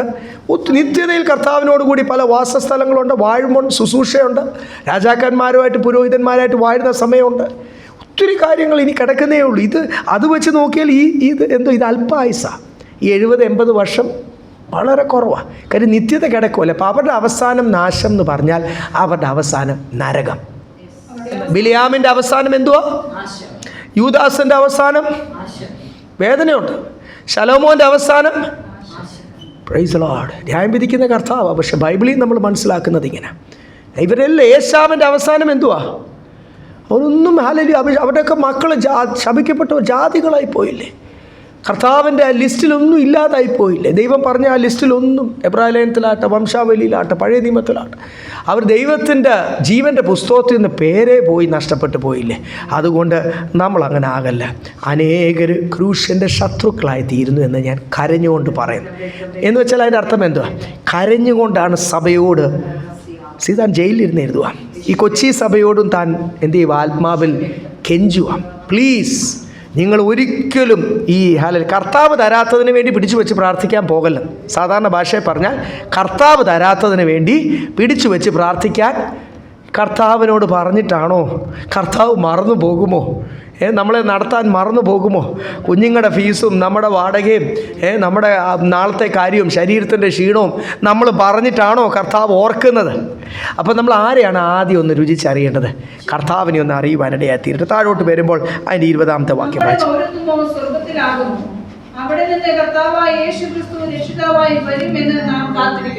Our citizenship is in heaven. നമ്മുടെ പൗരത്വം എവിടാണ്? സ്വർഗത്തിലാണ്. അവിടെ നിന്നാണ് കർത്താവ് വരുന്നത്. അതിൻ്റെ അത് വലിയൊരു അർത്ഥമുണ്ടല്ലോ. നമ്മുടെ ഫോക്കസ് എങ്ങനെയാണ്? നമ്മൾ പ്രാർത്ഥിക്കുമ്പോൾ നമ്മൾ എങ്ങോട്ടാണ് നോക്കുന്നത്? അവിടെ നിന്നാണ് യേശു രണ്ടാമത് വരുന്നത്. നമുക്ക് ബന്ധമുള്ളതെല്ലാം ആരുമായിട്ട്? അതേ മക്കളെ, ബന്ധമുള്ളതെല്ലാം സ്വർഗവുമായിട്ട്. നിങ്ങളത് മറന്നു പോകല്ലേ. നമ്മുടെ ബന്ധം മുഴുവനും സ്വർഗവുമായിട്ട്. എനിക്കിപ്പോൾ രാഷ്ട്രീയ പിടിയുണ്ട്. എത്ര പാസ്റ്റർമാർ, എത്ര വിശ്വാസികളെ ഈ കാലഘട്ടത്തിൽ പോയി പാർട്ടി മെമ്പർഷിപ്പ് എടുക്കുന്നതെന്നറിയാം. BJPയുടെ വരെ എടുക്കുന്നവരുണ്ട്. കമ്മ്യൂണിസ്റ്റും കോൺഗ്രസും പലരും പോയി മെമ്പർഷിപ്പ് എടുത്തിട്ടുണ്ട്. കിടക്കട്ടെ ഒരു പിടി എന്നാണ് പറയുന്നത്. എന്തെങ്കിലും ഒരു ആവശ്യത്തിന് രജിസ്റ്റേർഡ് പാർട്ടി മെമ്പറാണ് അവിടെ ചെന്ന് കഴിഞ്ഞാൽ പറഞ്ഞാൽ അവർ നമുക്ക് വേണ്ടി പാസ്റ്റേഴ്സ് അസോസിയേഷൻ, ഈ യൂണിയൻ എല്ലാം എന്തിനാണ് ഈ യൂണിയൻ കൂടുന്നത്? ഒരു പ്രശ്നം വന്നാൽ ഇവിടെ ആരെങ്കിലും BJPക്കാർ വന്ന് അല്ലെങ്കിൽ RSSകാർ വന്ന് ഇവിടെ ടെട്ടെന്ന് അടിച്ചിട്ട് ഇവിടെ ആരാരെ പറ്റത്തില്ല എന്നൊക്കെ പറഞ്ഞു കഴിഞ്ഞാൽ ഉടനെ ഞാൻ ആരെ വിളിക്കണം? പാസ്റ്റേഴ്സ് ഫെലോഷിപ്പിനെ വിളിക്കണം. അപ്പോൾ കുറച്ച് പേര് വന്നിട്ട് എന്ത് ചെയ്യുന്ന അവരെ അടിച്ചോടിക്കുന്ന എന്ത് ചെയ്യാൻ പറ്റും ദൈവമക്കൾക്ക്? നമുക്ക് ബന്ധം എവിടുമായിട്ടാണ് ദൈവമക്കളെ? നമുക്കിവിടെ ഒരു കൂട്ടർ വന്ന് ബഹളം ഉണ്ടായിക്കഴിഞ്ഞാൽ നമുക്ക് പറയാൻ ഒരു സ്ഥലമേ ഉള്ളൂ. അത് എവിടാ? നമ്മുടെ അരി തീർന്നു പോയി. എങ്ങോട്ട് പറയണം? എനിക്കിന്ന് നല്ല ക്ഷീണമുണ്ട്, എനിക്ക് എഴുന്നേക്കാൻ കഴിയുന്നില്ല. ആരോട് പറയണം?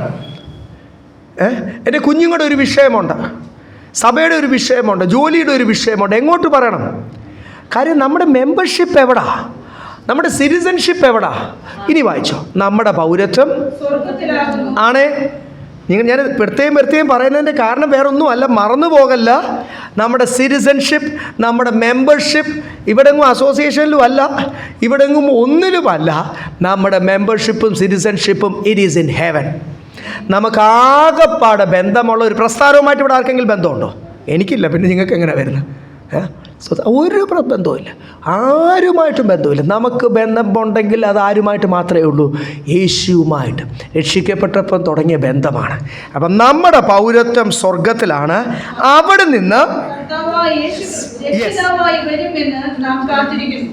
എന്നെ രക്ഷിക്കുവാൻ, ഈ ദുഷ്ടലോകത്തിൽ നിന്ന് എന്നെ രക്ഷിക്കുവാൻ അവിടെ നിന്ന് യേശു എത്ര വാക്യങ്ങളാണ് ബൈബിളിലുള്ളതില്ലേ? അതിനുവേണ്ടി ഞാൻ എന്ത് ചെയ്യുന്നു? കാത്തിരിക്കുന്നു.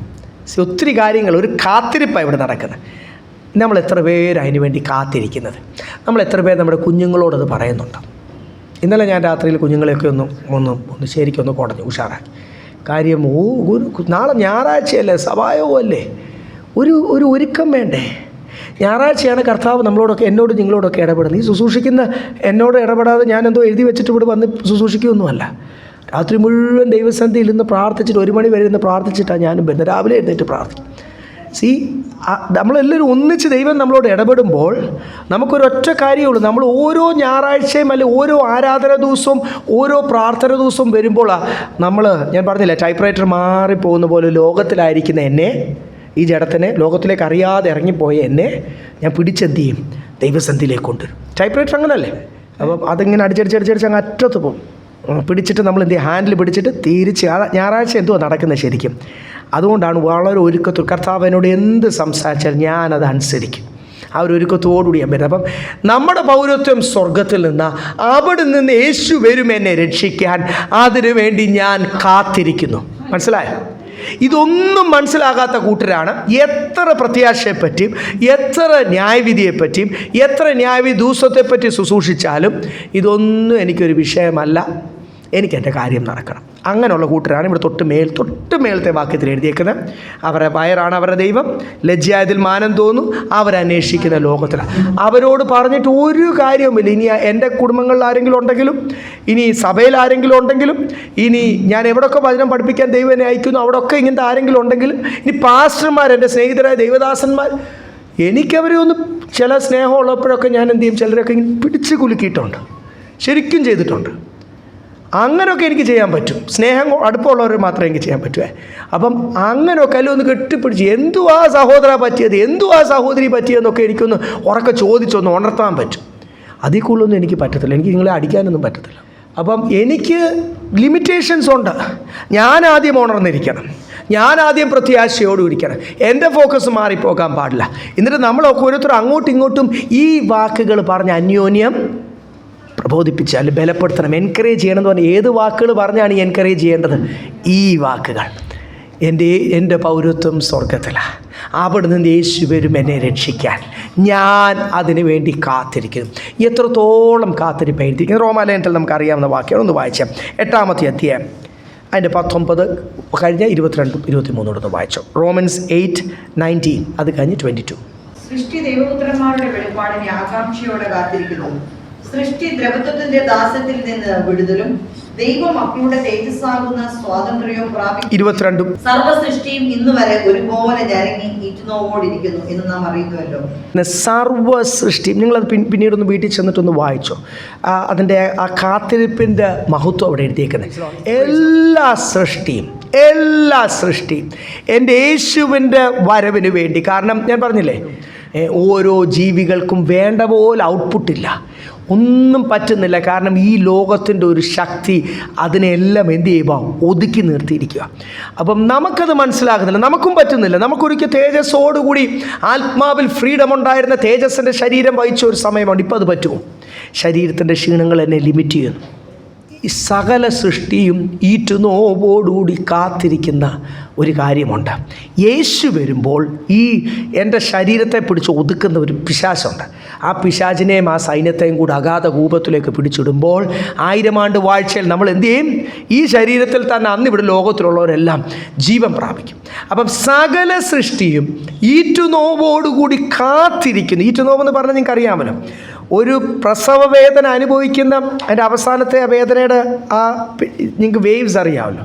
അതിങ്ങനെ കൂടി കൂടി കൂടി കൂടി കൂടി കൂടി കൂടി പിന്നെ നോൺ സ്റ്റോപ്പായിട്ട് ഒരൊറ്റ വേദനയാണ്. ആ വേദന മുഴുവനും അനുഭവിക്കുന്ന ഒരു സഹോദരിയുടെ സന്തോഷം എന്ന് പറയുന്നത്, ആദ്യം കൊണ്ട് അപ്പനെ അല്ല കൊണ്ടുവന്ന് കാണിക്കുന്നത്. ആദ്യം നേഴ്സ് ആരെയാണ് കൊണ്ട് കാണിക്കുന്നത്? കുഞ്ഞിനെ അമ്മയാണ് കൊണ്ട് കാണിക്കുന്നത്. അമ്മയെ കാണിച്ച് കഴിഞ്ഞിട്ട് പിന്നെ ബാക്കിയുള്ളവരൊക്കെ കാണിച്ച് പിന്നെ വെളിയിലോട്ട് അപ്പനെ കാണിക്കാൻ വരത്തുള്ളൂ. കാരണം എന്ത്, ഈ വേദന മുഴുവൻ സഹിച്ച ആ സഹോദരി എൻ്റെ കുഞ്ഞിൻ്റെ മുഖം ഒന്ന് കാണുവാൻ, ആ ഒരു വേദന അനുഭവിക്കുന്ന ഒരു സഹോദരിയെ പോലാണ് in labour pain, woman in labour pain ആണ് ചില ട്രാൻസ്ലേഷൻസിലൊക്കെ എഴുതിയിരിക്കുന്നത്.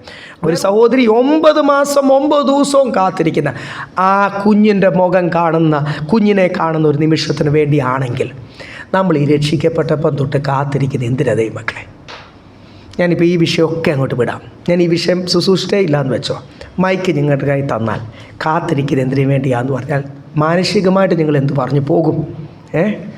എൻ്റെ കുഞ്ഞുങ്ങൾ വലുതായി, അവർ നല്ല നിലയിലൊക്കെയായി, അതൊക്കെ ഒന്ന് കണ്ട് അവരുടെ കൂടെ അതൊക്കെ ഒന്ന് ഞാനും ഒന്ന് ആസ്വദിക്കാനൊക്കെ കാത്തിരിക്കുന്നവർ കാണും.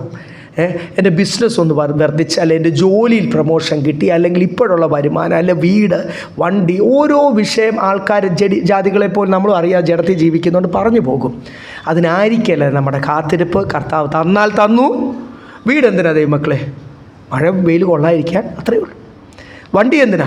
ഒരു സ്ഥലത്തു നമ്മളെ ഒരു സ്ഥലത്തേക്ക്, അത്രയേ ഉള്ളൂ. ഒന്ന് വന്നെന്നിരിക്കും, അടുത്തത് പോയെന്നിരിക്കും, അത്രയൊക്കെ ഉള്ളൂ. ആഹാരം കഴിക്കും, ഒരു നേരം കഴിയുമ്പോൾ നമ്മൾ ടോയ്ലറ്റിൽ പോകുമ്പോൾ പിന്നെയും എന്ത് ചെയ്യും? വിശക്കും. അപ്പോൾ ഈ ആഹാരം പോലും ഈ ലോകത്തിലേത് മുഴുവനും താൽക്കാലികമാണ്, കുടുംബ ബന്ധം പോലും. പക്ഷേ യേശുവുമായിട്ടുള്ള ബന്ധം, അപ്പം നമ്മളെല്ലാവരും സകല സൃഷ്ടിയും ഒരു സ്ത്രീ പ്രസവ വേദനയിൽ ഈറ്റുനോവോടുകൂടി വേദന അനുഭവിക്കുന്ന പോലെ കാത്തിരിക്കുമ്പോൾ, ഇന്ന് പകൽക്കാലം ആത്മാവിൽ ഞാൻ നിങ്ങളോട് ചോദിക്കട്ടെ, ഈ കാത്തിരിപ്പ് നിങ്ങൾക്കുണ്ടോ ചോദിക്കുന്നതിനേക്കാൾ ഞാൻ എനിക്കുണ്ടോ? നിങ്ങൾക്കുണ്ടോ? ഈ കാത്തിരിപ്പ് എനിക്കുണ്ടോ? ആഗ്രഹിക്കുന്നു. യേശു പറയണമെങ്കിൽ എങ്ങനെ ആയിരിക്കണം? ഈ കഴിഞ്ഞ ആഴ്ച മുഴുവനും എല്ലാ ദിവസവും എല്ലാ നേരവും ആ കാത്തിരിപ്പിൻ്റെ പ്രാർത്ഥനയോടുകൂടിയും എന്നെ ഒരുക്കണമേ, കർത്താവിൻ്റെ വരവ് വന്നാൽ എന്നെ ഒരുക്കണമേ എന്ന് പ്രാർത്ഥിച്ചവർക്ക് മാത്രമേ യേശു പറയാൻ പറ്റൂ. Price the Lord. ആത്മാവിൽ ദൈവം അങ്ങനെ നമ്മളെ നടത്തട്ടെ. കാര്യം ഇനി കളയുവാൻ സമയമില്ല. ലോകത്തിന് വേണ്ടി ജീവിക്കാനൊന്നും സമയമില്ല ദൈവമക്കളെ. ലോകത്തിന് വേണ്ടി ജീവിക്കുന്നവർ വിളക്കിലെ എണ്ണയൊക്കെ കെട്ടുപോകുന്ന അവരറിയത്തില്ല. ബുദ്ധിയില്ലാത്ത കന്യകമാരെ പോലും ഇതിൻ്റെ ഇടയ്ക്ക് കർത്താവ് വന്നു പോകും, അവരറിയത്തുപോലുമില്ല. വലിയൊരു ആശ, വലിയൊരു വാഞ്ച. അന്ന് ഞാൻ എന്തു ചെയ്യും? ഈ ലോകത്തിൽ ഞാൻ ചെയ്ത കാര്യങ്ങൾക്കെല്ലാം പ്രതിഫലം, അന്ന് ഞാൻ രൂപാന്തരം പ്രാപിക്കും, എൻ്റെ യേശുവിനെ പോലാകും. എന്തൊക്കെയാണ് നമ്മുടെ കാത്തിരിപ്പില്ലേ? ആ കാത്തിരിപ്പുള്ളവർ ഈ ലോകത്തിൽ, ഞാൻ പറഞ്ഞില്ലേ, ഈ കുഞ്ഞുങ്ങളെയൊക്കെ ഞാൻ ഈ ശനിയാഴ്ച വൈകിട്ട് അല്ലെങ്കിൽ ആരാധനയ്ക്ക് മുമ്പേ മീറ്റിങ്ങിന് വേണ്ടിയൊക്കെ ഒന്ന് ഉഷാറാക്കുന്ന വേറെ ഒന്നിനും അല്ല. നമ്മൾ ഓരോരുത്തരും എത്രത്തോളം ദൈവം എന്നെ ഏൽപ്പിച്ച ശുശ്രൂഷ ഏൽപ്പിച്ചിട്ടുണ്ടോ? ഉണ്ട് ദൈവമക്കളെ. ചോദിച്ചാൽ മതി കർത്താവിനോട്, അതെന്തുവാന്ന് വ്യക്തമാക്കും. നിങ്ങളെല്ലാം ദൈവ ശുശ്രൂഷ ഏൽപ്പിച്ചിട്ടുണ്ട്. അപ്പോൾ കർത്താവ് അതിനൊത്തിരി പ്രിപ്പറേഷൻ വേണം. കാര്യം അത് പ്രിപ്പറേഷനോടുകൂടി ദൈവത്തിൻ്റെ കാര്യം ഏറ്റവും നന്നായിട്ട് ഞാൻ ചെയ്യുമ്പോഴാണ് എനിക്കും കാത്തിരിക്കാൻ പറ്റുന്നത്. കർത്താവ് എനിക്ക് അതിനുള്ള പ്രതിഫലം ദൈവം എനിക്ക് തരും. ഞാൻ കർത്താവിന് വേണ്ടി കഷ്ടപ്പെട്ടതിന്, സമയം കളഞ്ഞതിന്, അല്ലെങ്കിൽ സമയം എടുത്തതിന്, ഹൃദയം ഏകാഗ്രതയോട് നിന്നതിനുള്ള പ്രതിഫലം എനിക്ക് കിട്ടും. അതാണ് നമ്മുടെ കാത്തിരിപ്പ്. യേശു വരും, എന്നെ ചേർക്കും. സ്തോത്രം. എന്നെ മാനിക്കുന്ന ദിവസം, എൻ്റെ ന്യായവിധിവസത്തിൽ ഹല്ലേലൂയ, എന്നെ പറ്റിയുള്ള വിധി പറയുന്ന ദിവസം, ജഡ്ജ്മെൻറ്റ്, റിസൾട്ടൊക്കെ കാത്തിരിക്കുന്നവർ അവർക്കുണ്ടോ എക്സൈറ്റ്മെൻ്റ് എന്ന് എനിക്കറിയത്തില്ല. പക്ഷേ ആ വിധി പറയുന്ന ദിവസം നമുക്കൊരു എക്സൈറ്റ്മെൻറ്റ് ഉണ്ടാകണ്ടേ? എനിക്കുണ്ടാകണം, നിങ്ങൾക്കുണ്ടാകണം. നമ്മളെ ഈ മന്ദരാക്കുന്ന ഈ എക്സൈറ്റ്മെൻറ്റ് ഒന്നും ക്രിസ്തീയ ജീവിതത്തിൽ, ഈ എക്സൈറ്റ്മെൻറ്റ്, ബൈബിൾ പറയുന്ന ഈ എക്സൈറ്റ്മെൻറ്റ് ഒന്നുമില്ലാതെ മന്ദമാക്കുന്ന എന്നാണെന്നറിയാം? ഈ ലോകത്തിൻ്റെ ഞാൻ പറഞ്ഞ ഒത്തിരി ഡിസ്റ്റർബൻസസാണ്, ഒത്തിരി വിഷയത്തിൽ ഡിസ്റ്റർബൻസസ്. ഇതിൻ്റെയൊക്കെ ഇടയ്ക്ക് നമ്മുടെ ഫോക്കസ് ഒന്ന് മാറിപ്പോൾ. അതുകൊണ്ട് എല്ലാവരും ഞാൻ പറയട്ടെ, നിങ്ങളുടെ വ്യക്തിപരമായ പ്രാർത്ഥന, നമ്മുടെ ചില ചെറിയ വീടുകളൊക്കെ ആയിരിക്കും, അല്ലെങ്കിൽ മുറികൾ ചിലപ്പം പ്രാർത്ഥനയ്ക്കായിട്ട് മാറ്റി വെക്കാൻ കഴിയത്തില്ല. പക്ഷേ ഈ മുറി എപ്പോഴും കിടക്കാനൊക്കെ എല്ലാ ആൾക്കാർ പോകത്തുള്ളൂ. ഒരാൾ മുറിക്കകത്തില്ലാത്തപ്പോൾ നിങ്ങൾ മുറിക്കകത്തോട്ട് പോയിട്ട് എന്ത് ചെയ്യണം? ഒരുത്തർ ടേൺ ബൈ ടേൺ ആയിട്ട് കഥ അടച്ചിട്ട് ഒന്ന് ദൈവസന്നിധിയിൽ മുട്ടുമടക്കണം. ഇത് ശാന്തമായിട്ടിരിക്കണം. കർത്താവേ സ്തോത്രം. അപ്പോഴാണ് നമ്മളൊന്ന് ശോധന ചെയ്യുന്നത്. ഈ കാര്യങ്ങളൊക്കെ നമ്മൾ ഈ പഠിക്കുന്ന വിഷയങ്ങളൊക്കെ ഒന്ന് അയവിറക്കുന്നത്. അപ്പോൾ ഇവിടെ എഴുതിയിരിക്കുന്ന അല്ലെങ്കിൽ ആ ഫോക്കസ്, ഈഗർലി വെയിറ്റിംഗ് എന്നാണ് ഇവിടെ എല്ലാം എഴുതിയിരിക്കുന്നത്. വളരെ വാഞ്ചയോടുകൂടി ഞാൻ കാത്തിരിക്കുന്നു. ചില വാക്യങ്ങൾ പെട്ടെന്ന് നിങ്ങളൊന്ന് ഓർപ്പിക്കുവാൻ. തീത്തോസ് 2-ാം അധ്യായം 12-13 വാക്യം വായിച്ചു. Titus chapter 2 verse 12 and 13. ഭാഗ്യകരമായ പ്രത്യാശയ്ക്കായിട്ടും മഹാദൈവവും നമ്മുടെ രക്ഷിതാവുമായ യേശുക്രിസ്തുവിന്റെ തേജസ്സിന്റെ പ്രത്യക്ഷയ്ക്കായിട്ടും. നമ്മുടെ പ്രത്യാശ എന്തുവാ? സ്വർഗത്തെ പറ്റിയുള്ള നമ്മുടെ പ്രത്യാശത്തെ പറ്റി ബൈബിൾ പറയുന്ന, എൻ്റെ കുടുംബത്തിൽ എല്ലാവർക്കും അതില്ല, എന്നെ തിരഞ്ഞെടുത്തു. ഭാഗ്യകരമായ പ്രത്യാശ, അതിനൊരു സന്തോഷമാണ്. നമുക്ക് ഈ ദൈവസന്ധി വരുമ്പോൾ മടുപ്പ് വരുന്നതിൻ്റെ കാരണം എന്തോന്നറിയാം? ഈ ഭാഗ്യകരമായ പ്രത്യാശ അതിൻ്റെ ആഴം മനസ്സിലാക്കാൻ കഴിയുന്നില്ല. അപ്പോൾ എൻ്റെ മേലുള്ള പ്രത്യാശ ഒരു സ്വർഗമുണ്ട്, ഇങ്ങനെ സൺഡേ സ്കൂൾ പഠിച്ചു, കഥ കേട്ടിട്ടുണ്ട്, സ്വർഗമുണ്ട്, സ്വർഗത്തിൽ ഇങ്ങനെ ഒത്തിരി വെളിച്ചമൊക്കെ ഉണ്ട്. അതൊന്നും അല്ല ദൈവമക്കളെ. അതിനെപ്പറ്റി ഒരു നിശ്ചയമുള്ളവർക്ക് എന്തുണ്ട്? ഞാൻ അതിന് യോഗ്യനല്ല, ഞാൻ അത്ര നല്ലവനൊന്നും അല്ലായിരുന്നു, പിന്നെ എന്നെ കർത്താവ് തിരഞ്ഞെടുത്തു, ഈ പ്രത്യാശ എന്നിൽ തന്നു, ഭാഗ്യകരമായ പ്രത്യാശ. ഇനി യേശു തേജസ്സിൽ വരും, ആ തേജസ്സിൻ്റെ പ്രത്യക്ഷയ്ക്കായിട്ടും.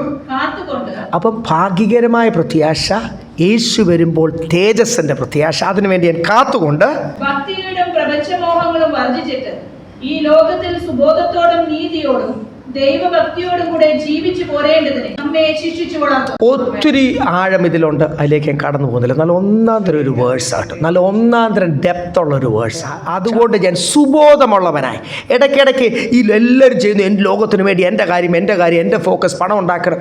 അതുകൊണ്ട് ബൈബിൾ പറയുമ്പോൾ ഈ ഇടയ്ക്ക് ഒരു കൊട്ടൊക്കെ കിട്ടുമ്പോൾ എന്ത് ചെയ്യും? നമുക്ക് സുബോധം വരും.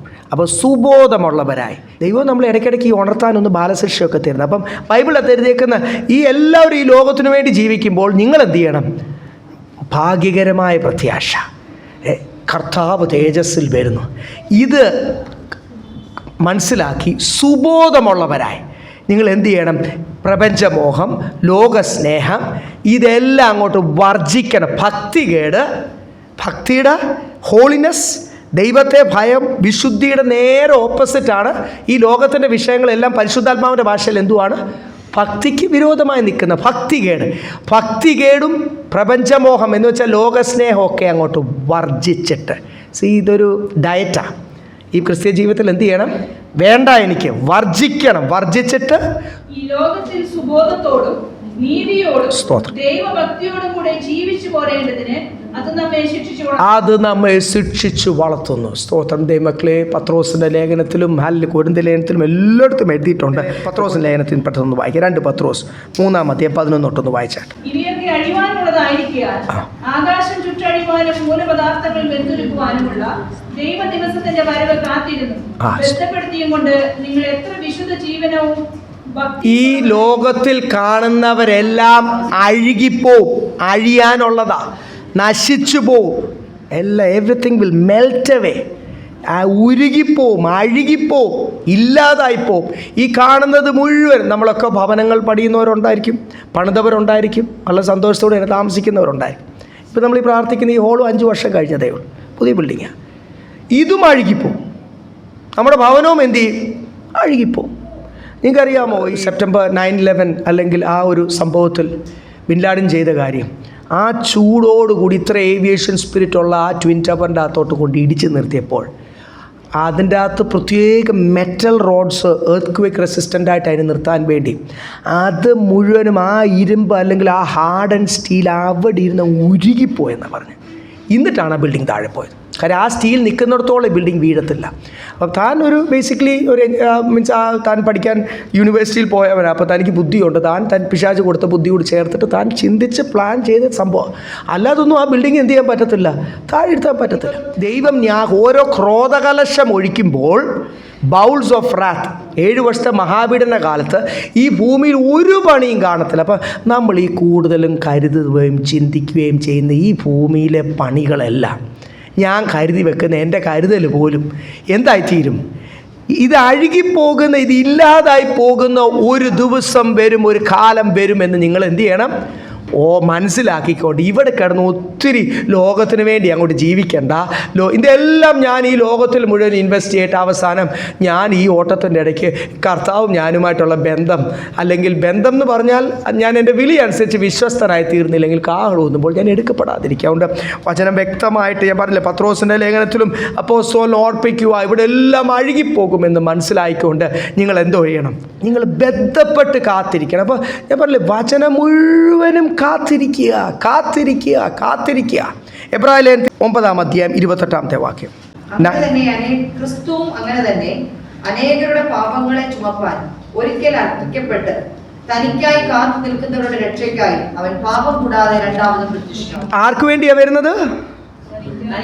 ഈ സഭയ്ക്ക് വേണ്ടിയൊന്നുമല്ല, ഒരു സഭയ്ക്ക് വേണ്ടിയുമല്ല, വിശുദ്ധിയോടുകൂടി തനിക്കായി കാത്തിരിക്കുന്നവരെ ചേർക്കുവാൻ ഇതേ പാപം കൂടാതെ രണ്ടാമത് വരുന്നു. അപ്പം ഞാൻ പറഞ്ഞല്ലോ, എല്ലാ ലൂക്കോസിൻ്റെ സുവിശേഷത്തിൽ എഴുതിയിട്ടുണ്ട്, കൊരിന്ത്യ ലേഖനത്തിൽ എഴുതിയിട്ടുണ്ട്, എല്ലാം വായിക്കുന്നില്ല. അപ്പോൾ എത്ര സ്ഥലത്താണ് കാത്തിരിക്കുന്നവരെ വളരെ തിടുക്കത്തോട്, നേരത്തെ തൊട്ട് പത്രോസിലായത് ബന്ധപ്പെട്ട് കാത്തിരിക്കുന്നവർ. എൻ്റെ ശരീരത്തിന് ഈ കർത്താവിൻ്റെ വരവിന് വേണ്ടിയുള്ള കാത്തിരിപ്പൊന്നും ഇല്ല. എൻ്റെ ശരീരത്തിന് ഇതൊന്നും കഴിഞ്ഞിട്ട് വേണം പോകാൻ, പല കാര്യങ്ങൾ ചെയ്യാറുണ്ട്. ഞാൻ തിങ്കളാഴ്ച തൊട്ട് ഞാനും എഴുതി വെച്ചിട്ടുണ്ട് കുറച്ച് ലിസ്റ്റ് കാര്യങ്ങളൊക്കെ, തിങ്കളാഴ്ച ചൊവ്വാഴ്ച എന്നൊക്കെ പറഞ്ഞ് എഴുതി വെച്ചിട്ടുണ്ട്. ഇതൊക്കെ ആയിരിക്കും എൻ്റെ ശരീരത്തിന് വേണം. അപ്പോൾ എൻ്റെ ശരീരം ഇങ്ങനെ മാറി പോകുമ്പോൾ, ഈ കർത്താവിൻ്റെ പ്രത്യാശയിൽ നിന്ന് മാറിപ്പോകുമ്പോൾ ഞാൻ എന്ത് ചെയ്യണം? എൻ്റെ ശരീരത്തിനെ പിടിച്ച് ആത്മാവിലൊന്ന്, പൗലോസിൻ്റെ ഭാഷയിൽ പറഞ്ഞ ഒന്ന് ക്രൂശിക്കണം, ഇല്ലേ? സ്തോത്രം, ഹല്ലേലൂയ. ഒന്ന് ക്രൂശിക്കണം, ശരീരത്തെ ഒന്ന് ആത്മാവിലൊന്ന് ക്രൂശിക്കണം. ബ്രിങ് ഇൻ ടു സബ്ജക്ഷൻ എന്നൊക്കെ എഴുതിയിരിക്കുന്നത്. എൻ്റെ കൺട്രോൾ വിട്ട് ലോകത്ത് ചിന്തയിലേക്ക് ഇറങ്ങിപ്പോകുന്ന, പണം ഉണ്ടാക്കണം, എൻ്റെ കാര്യം, സുഖജീവിതം എന്നൊക്കെ ചിന്തിക്കുന്ന ഈ ശരീരത്തെ ഞാൻ എന്ത് ചെയ്യണമെന്ന് ക്രൂശിക്കണം. എന്നിട്ട് വേണം ഞാൻ, ബൈബിളിൻ്റെ അകത്ത് എഴുതിയിരിക്കുന്ന ഭാഷ എങ്ങനെയാണ്? ബന്ധപ്പെട്ട് കാത്തിരിക്കണം. എനിക്ക് കാത്തിരിക്കാൻ മനസ്സില്ല, എൻ്റെ ശരീരത്തിനില്ല, പക്ഷേ എൻ്റെ അകത്തെ മനുഷ്യൻ, ആത്മീയ മനുഷ്യൻ ഒന്ന് വളരുമ്പോഴാണ് ബന്ധപ്പെട്ട് കാത്തിരിക്കണം. അതിനുവേണ്ടി കുറച്ച് സമയം ചെലവഴിക്കണം. ഈ കാത്തിരിക്കുന്നവരെ ചേർക്കാനാണ് കർത്താവ് വരുന്നത്. രക്ഷിക്കപ്പെട്ടവരെ ചേർക്കാനല്ല, സ്നാനപ്പെട്ടവരെ ചേർക്കാനല്ല, അഭിഷേകം പ്രാപിച്ചവരെ ചേർക്കാനല്ല, ശുശ്രൂഷ ചെയ്യുന്നവരെ ചേർക്കാനല്ല, ബന്ധപ്പെട്ട് കാത്തിരിക്കുന്നവരെ ചേർക്കാനാണ്. നിങ്ങൾക്ക് മനസ്സിലായോ? അപ്പം ഞാനും അത് ഓർക്കണം. ഏതെങ്കിലുമൊക്കെ ദൈവദാസന്മാർ ഈ ദിവസങ്ങൾ വലിയ ജനറൽ കൺവെൻഷൻസിൻ്റെ ഒക്കെ തീം അതായി തീർക്കട്ടെ. ബന്ധപ്പെട്ട് കാത്തിരിക്കുക, അതിനുവേണ്ടി ഒരുങ്ങുക, വിശുദ്ധിയിലും വേർപാടിലും ഡെഡിക്കേഷൻ. സ്തോത്രം, ബന്ധപ്പെട്ട് കാത്തിരിക്കുക. ചില ദൈവദാസന്മാരുടെ 1-2 എബ്രായ ലേഖനത്തിലാണ് അത് ഏറ്റവും കൂടുതൽ എഴുതിയിരിക്കുന്നത്. നമുക്കറിയാവുന്ന പഴയ നിയമത്തിലെ ദൈവദാസന്മാർ ഇത്രയും കാത്തിരുന്നെങ്കിൽ, നമ്മൾ ഈ പുതിയ നിയമത്തിലെ അഭിഷക്തരാന്ന് പറഞ്ഞ് എബ്രഹാമിൻ്റെ കാത്തിരിപ്പൊന്ന് വായിച്ച് 11-ാം അധ്യായം അതിൻ്റെ 9-ഉം 10-ഉം. വിശ്വാസത്തിൽ അവൻ വാഗ്ദത്ത ദേശത്ത് ഒരു അന്യദേശത്ത് എന്ന പോലെ ചെന്ന് വാഗ്ദത്തത്തിന് കൂട്ടാവകാശികളായ ഇസ്ഹാക്കിനോടും യാക്കോബിനോടും കൂടെ കൂടാരങ്ങളിൽ പാർത്തുകൊണ്ട് ദൈവം ശില്പിയായി നിർമ്മിച്ചതും അടിസ്ഥാനമുള്ളതുമായ നഗരത്തിനായി കാത്തിരുന്നു. കൂടാരങ്ങൾ പാർത്തുകൊണ്ട് അറിഞ്ഞുകൊണ്ടാ? കാശില്ലാത്തതുകൊണ്ടാണോ? അന്നും ഭയങ്കരമായിട്ട് ഈ മണ്ണ് വെച്ചിട്ട്, സാൻഡ് സ്റ്റോൺ വെച്ചിട്ട് പണിയുന്ന പണികൾ ആയിരക്കണക്കിന് വർഷം കഴിഞ്ഞിട്ട് ഇപ്പോഴും പല അറേബ്യൻ നാടുകളിലോട്ട് ഞങ്ങൾ കണ്ടിട്ടുണ്ട്.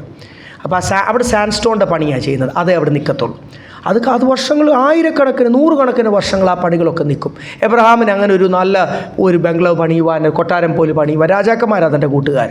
അതുപോലെ ധനം ഉണ്ടായിരുന്നവനാന്ന് ബൈബിൾ പറയും.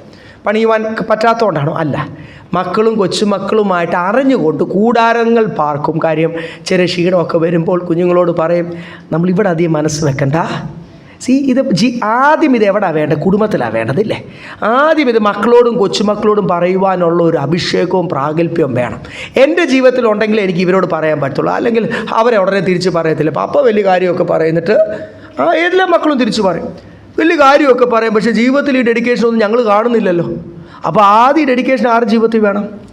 എബ്രഹാം അതാ ചെയ്തത്. മക്കളോടും കൊച്ചുമക്കളോടും പറഞ്ഞു, ഞാൻ കൂടാരത്തിലാണ് പാർക്കുന്നത്, ഞാൻ അധികം ലോകവിഷയത്തിന് പ്രാധാന്യത കൊടുക്കുന്നില്ല.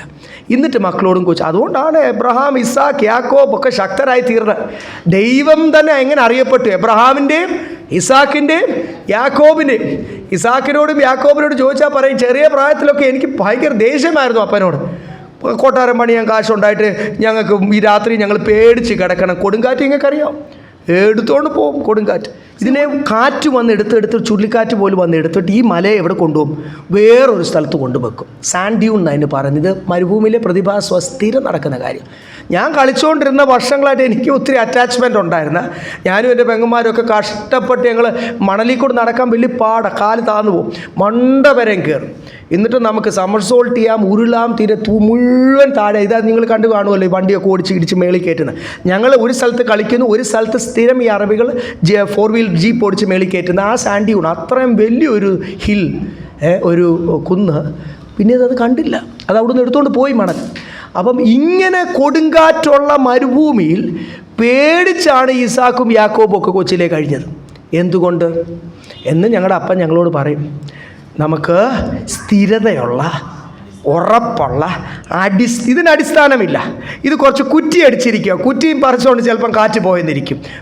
ദൈവത്തോ കർത്താവേ എന്നെ കാത്തുകൊള്ളണമെന്ന് പറഞ്ഞാണ് കാറ്റ് പേടിച്ച് അവിടെ കിടക്കുന്നത്. അറിഞ്ഞുകൊണ്ട് എബ്രഹാം ജീവിതകാലം മുഴുവനും കൂടാരങ്ങൾ പാർത്തുകൊണ്ട് ജീവിതത്തിലുള്ളവൻ മക്കളോട് പറഞ്ഞു, നമുക്ക് വരുന്നുണ്ട്. അടിസ്ഥാനവും ഉറപ്പുമുള്ള ഒരു സ്ഥിരം ഭവനം വരുന്നുണ്ട്. ഇത് യാത്ര തിരിച്ചിരിക്കും. മെസപ്പൊട്ടേമിയ തൊട്ട് ഇങ്ങനെ എബ്രഹാം യാത്ര ചെയ്യുമല്ലേ, പലയിടത്തും കൂടാരം മാറ്റി അടിച്ച്. ഇങ്ങനെ നമുക്ക് ഇനി വരത്തില്ല, മാറേണ്ട വരത്തില്ല. നമുക്കൊരു ഭവനമുണ്ട്, ഒരു അഡ്രസ്സുണ്ട്, ദൈവവുമായിട്ട് വാസമുണ്ട്. ആ സ്വർഗീയ ഭവനത്തെപ്പറ്റി പറയുവാൻ വേണ്ടി അറിഞ്ഞുകൊണ്ട് തൻ്റെ ജീവിതത്തിൽ ഈ ഡെഡിക്കേഷൻ. താഴോട്ട് വരുമ്പോൾ മോശ എങ്ങനെ പാർത്തത്? എബ്രായ ലേഖനം 11:24 തൊട്ട് 27 വരെ വായിച്ചേ. വിശ്വാസത്താൽ മോശ താൻ വളർന്നപ്പോൾ പാപത്തിന്റെ തൽക്കാല ഭോഗത്തേക്കാൾ ദൈവജനത്തോടുകൂടെ കഷ്ടം അനുഭവിക്കുന്നത് തിരഞ്ഞെടുത്തു. ഇവിടെ കൊട്ടാരത്തിലുള്ളത് എന്തുവാ? അതിൻ്റെ പാപത്തിൻ്റെ എല്ലാ ഭോഗവും, ശരീരത്തിന് വേണ്ട എല്ലാ സുഖവും, എല്ലാ ഫെസിലിറ്റീസും എവിടെ ഉണ്ട്? കൊട്ടാരത്തിലുണ്ട്. അതിനേക്കാൾ ഈ താൽക്കാലിക സുഖത്തേക്കാൾ, അതിനെ മോശ തന്നെ പറയുന്നത് എന്തോ? താൽക്കാലിക സുഖമാണ്. എത്തേക്ക് താൽക്കാലിക ഭോഗം, എൻ്റെ ശരീരത്തിനും മനസ്സിനും തരാൻ പറ്റുന്ന, ഈ പണത്തിനോ ലോകത്തിൻ്റെ സുഖത്തിനോ സ്ഥാനത്തിനോ തരാൻ പറ്റുന്ന ഒരു താൽക്കാലിക സന്തോഷം, അതിനേക്കാൾ ഞാൻ ദൈവമക്കളോടുകൂടി കഷ്ടം അനുഭവിക്കാൻ. കാരണം എന്നാ? പ്രതിഫലം നോക്കിയതുകൊണ്ട് ഫറവോന്റെ പുത്രിയുടെ മകനെന്ന് വിളിക്കപ്പെടുന്നത് നിരസിക്കുകയും അത് വേണ്ട, ഇസ്രായേലിലെ നിക്ഷേപങ്ങളെക്കാൾ ക്രിസ്തുവിന്റെ നിന്ന വലിയ ധനം എന്ന് എണ്ണുകയും ചെയ്തു. ഇതൊക്കെ പറയണമെങ്കിൽ ഒരാളുടെ ഉള്ളിൽ എന്ത് വേണം? പൊട്ടത്തരമായിട്ട് പറഞ്ഞല്ല. പൗലോസ് പറയുന്ന പോലെ മോശയാ പഴയ നിയമ കാലഘട്ടത്തിലാണ്. അന്ന് ലോകത്തിൻ്റെ നന്മയാണ് അനുഗ്രഹം. പഴയ നിയമ പ്രമാണം അനുസരിച്ച് ലോകത്തിൻ്റെ ധനമാണ് അനുഗ്രഹം. ആ കാലഘട്ടത്തിൽ പോലും പരിശുദ്ധാത്മാവുള്ള അഭിഷക്തർ എന്തുവാ പറയുന്നത്? എൻ്റെ നിക്ഷേപത്തേക്കാൾ, രാജാവ് കൊട്ടാരത്തിൽ വളർന്നവനാണ്, തനിക്കുമുണ്ട്, അടുത്ത പ്രഭുവായുണ്ടവനാ, എൻ്റെ ഇവിടുത്തെ നിക്ഷേപത്തേക്കാൾ, എൻ്റെ കൊട്ടാരത്തെ സ്ഥാനത്തേക്കാൾ ക്രിസ്തു ദൈവമക്കളോടുകൂടി കഷ്ടവും നിന്നയും അനുഭവിക്കുന്നതില്ലേ, അത് വലിയ ധനമെന്ന് ഈ പരിശുദ്ധാത്മാവ് പഴയ നിയമത്തിലാളും പുതിയ നിയമത്തിലാളും ഒരുപോലെ ആ കാഴ്ചപ്പാട് തരണം. ഇനി ദൈവത്തിൻ്റെ ആത്മാവ് ആ കാഴ്ചപ്പാട് തന്നില്ലെങ്കിൽ പാസ്റ്ററിന് തരാൻ പറ്റത്തില്ല. ആര് വിചാരിച്ചാലും നടക്കത്തില്ല. കർത്താവ് തരുന്നതാണ് കാഴ്ചപ്പാട്, കർത്താവ് വിളിക്കുന്നതാണ് വിളി. അതുകൊണ്ടാണ് പത്രോസ് പറയുന്നത്, ഇടയ്ക്ക് ഇതൊക്കെ കേൾക്കുമ്പോൾ ഒരു കൺഫ്യൂഷനും വിഷമമൊക്കെ തോന്നുന്നെങ്കിൽ നിങ്ങളുടെ വിളിയും തിരഞ്ഞെടുപ്പും ഒന്നുകൂടെ എന്ത് ചെയ്യണം? ഒന്ന് പരിശോധിക്കണം, ഒന്ന് സ്ഥിരഹാലില്ല. ഞാൻ ഇനി കൂടുതൽ ദേവദാസന്മാരുടെ എക്സാമ്പിൾ പറയുന്നില്ല. കാര്യം പഴയ നിയമവും പുതിയ നിയമവും എടുത്താൽ പുതിയ നിയമത്തിൽ ഇവരുടെയൊക്കെ കാര്യങ്ങൾ എടുത്തു പറയുവാൻ കാരണം പുതിയ നിയമസഭയ്ക്ക് ഇത് അറിയേണ്ട കാര്യമാണ്. പഴയ നിയമ ഭക്തർ പോലും ഇത്രയും ഡെഡിക്കേഷനോടുകൂടി, സ്തോത്രം, അവർ പലതും ലോകത്തിൻ്റെ വേണ്ടാന്ന് വെച്ചിട്ട് അവർ കാത്തിരുന്നത് ഒരു സ്ഥിര നിക്ഷേപം, ഒരു സ്ഥിര അഡ്രസ്സ്, ഒരു സ്ഥിര ഭവനം. Praise Lord. അവിടെ നിന്ന് സ്വർഗത്തിൽ നിന്ന് എൻ്റെ കർത്താവ് വരുന്നു, അതിനുവേണ്ടി കാത്തിരുന്നു. ഈ കർത്താവ് ആ സമയത്ത് എന്തുവാ ചെയ്യുന്നതുകൊണ്ട് വായിച്ചു നിർത്താം. തിരിച്ച് നമ്മുടെ വാക്യത്തിലേക്ക് 20-21 വായിച്ചാൽ ലാസ്റ്റ് വാക്ക്. നമ്മുടെ പൗരത്വം സ്വർഗത്തിലാണ്. മറന്നു പോകുമ്പോൾ എഴുതി വെച്ചോ, my citizenship is in heaven. പാലാരിവട്ടത്തല്ല, കലൂരല്ല, കടവന്ത്രയല്ല, ചോറ്റാനിക്കരയല്ല, വടുതലയല്ല, ഇവിടെ ഒന്നുമല്ല. എൻ്റെ അഡ്രസ്സ് എവിടാ? ഇന്ത്യൻ സിറ്റിസൺഷിപ്പും അല്ല, അതും താൽക്കാലികമാണ്. എൻ്റെ സിറ്റിസൺഷിപ്പ് എവിടാ? എൻ്റെ പൗരത്വം സ്വർഗത്തിലാണ്. അവിടെ നിന്ന്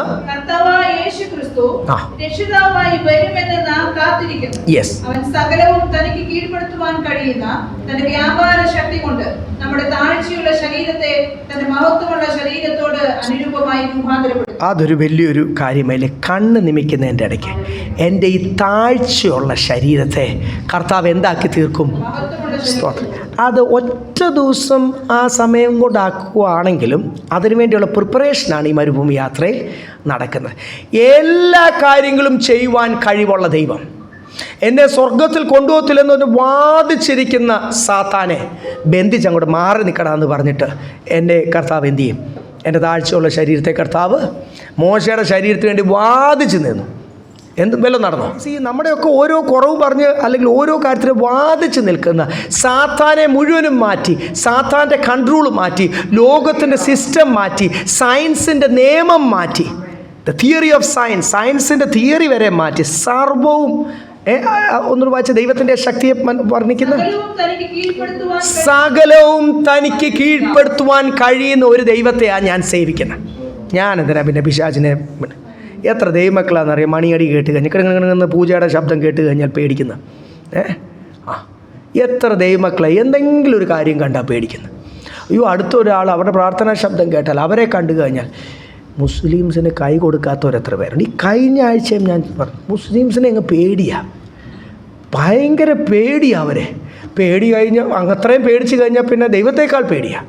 പിശാചിനെ കാണുന്നല്ലോ അവരെ കാണുന്നത്. അങ്ങനെ പേടിച്ച് കഴിഞ്ഞാൽ പിന്നെ അവരോട് എങ്ങനെ സ്നേഹത്തോടുകൂടി ക്രിസ്തുവിനെ പറ്റി പറയും? ഈ വിശ്വാസികൾ പേടിച്ച് അവരെന്തോ സംഭവം അവർ കൂടോത്രം ചെയ്താൽ ഏക്കും അവരുടെ കയ്യിൽ മുഴുവൻ മന്ത്രവാദമായിരിക്കുന്നു ഉണ്ടായിരിക്കുന്നേ. എന്തിനാ പേടിക്കുന്നത്?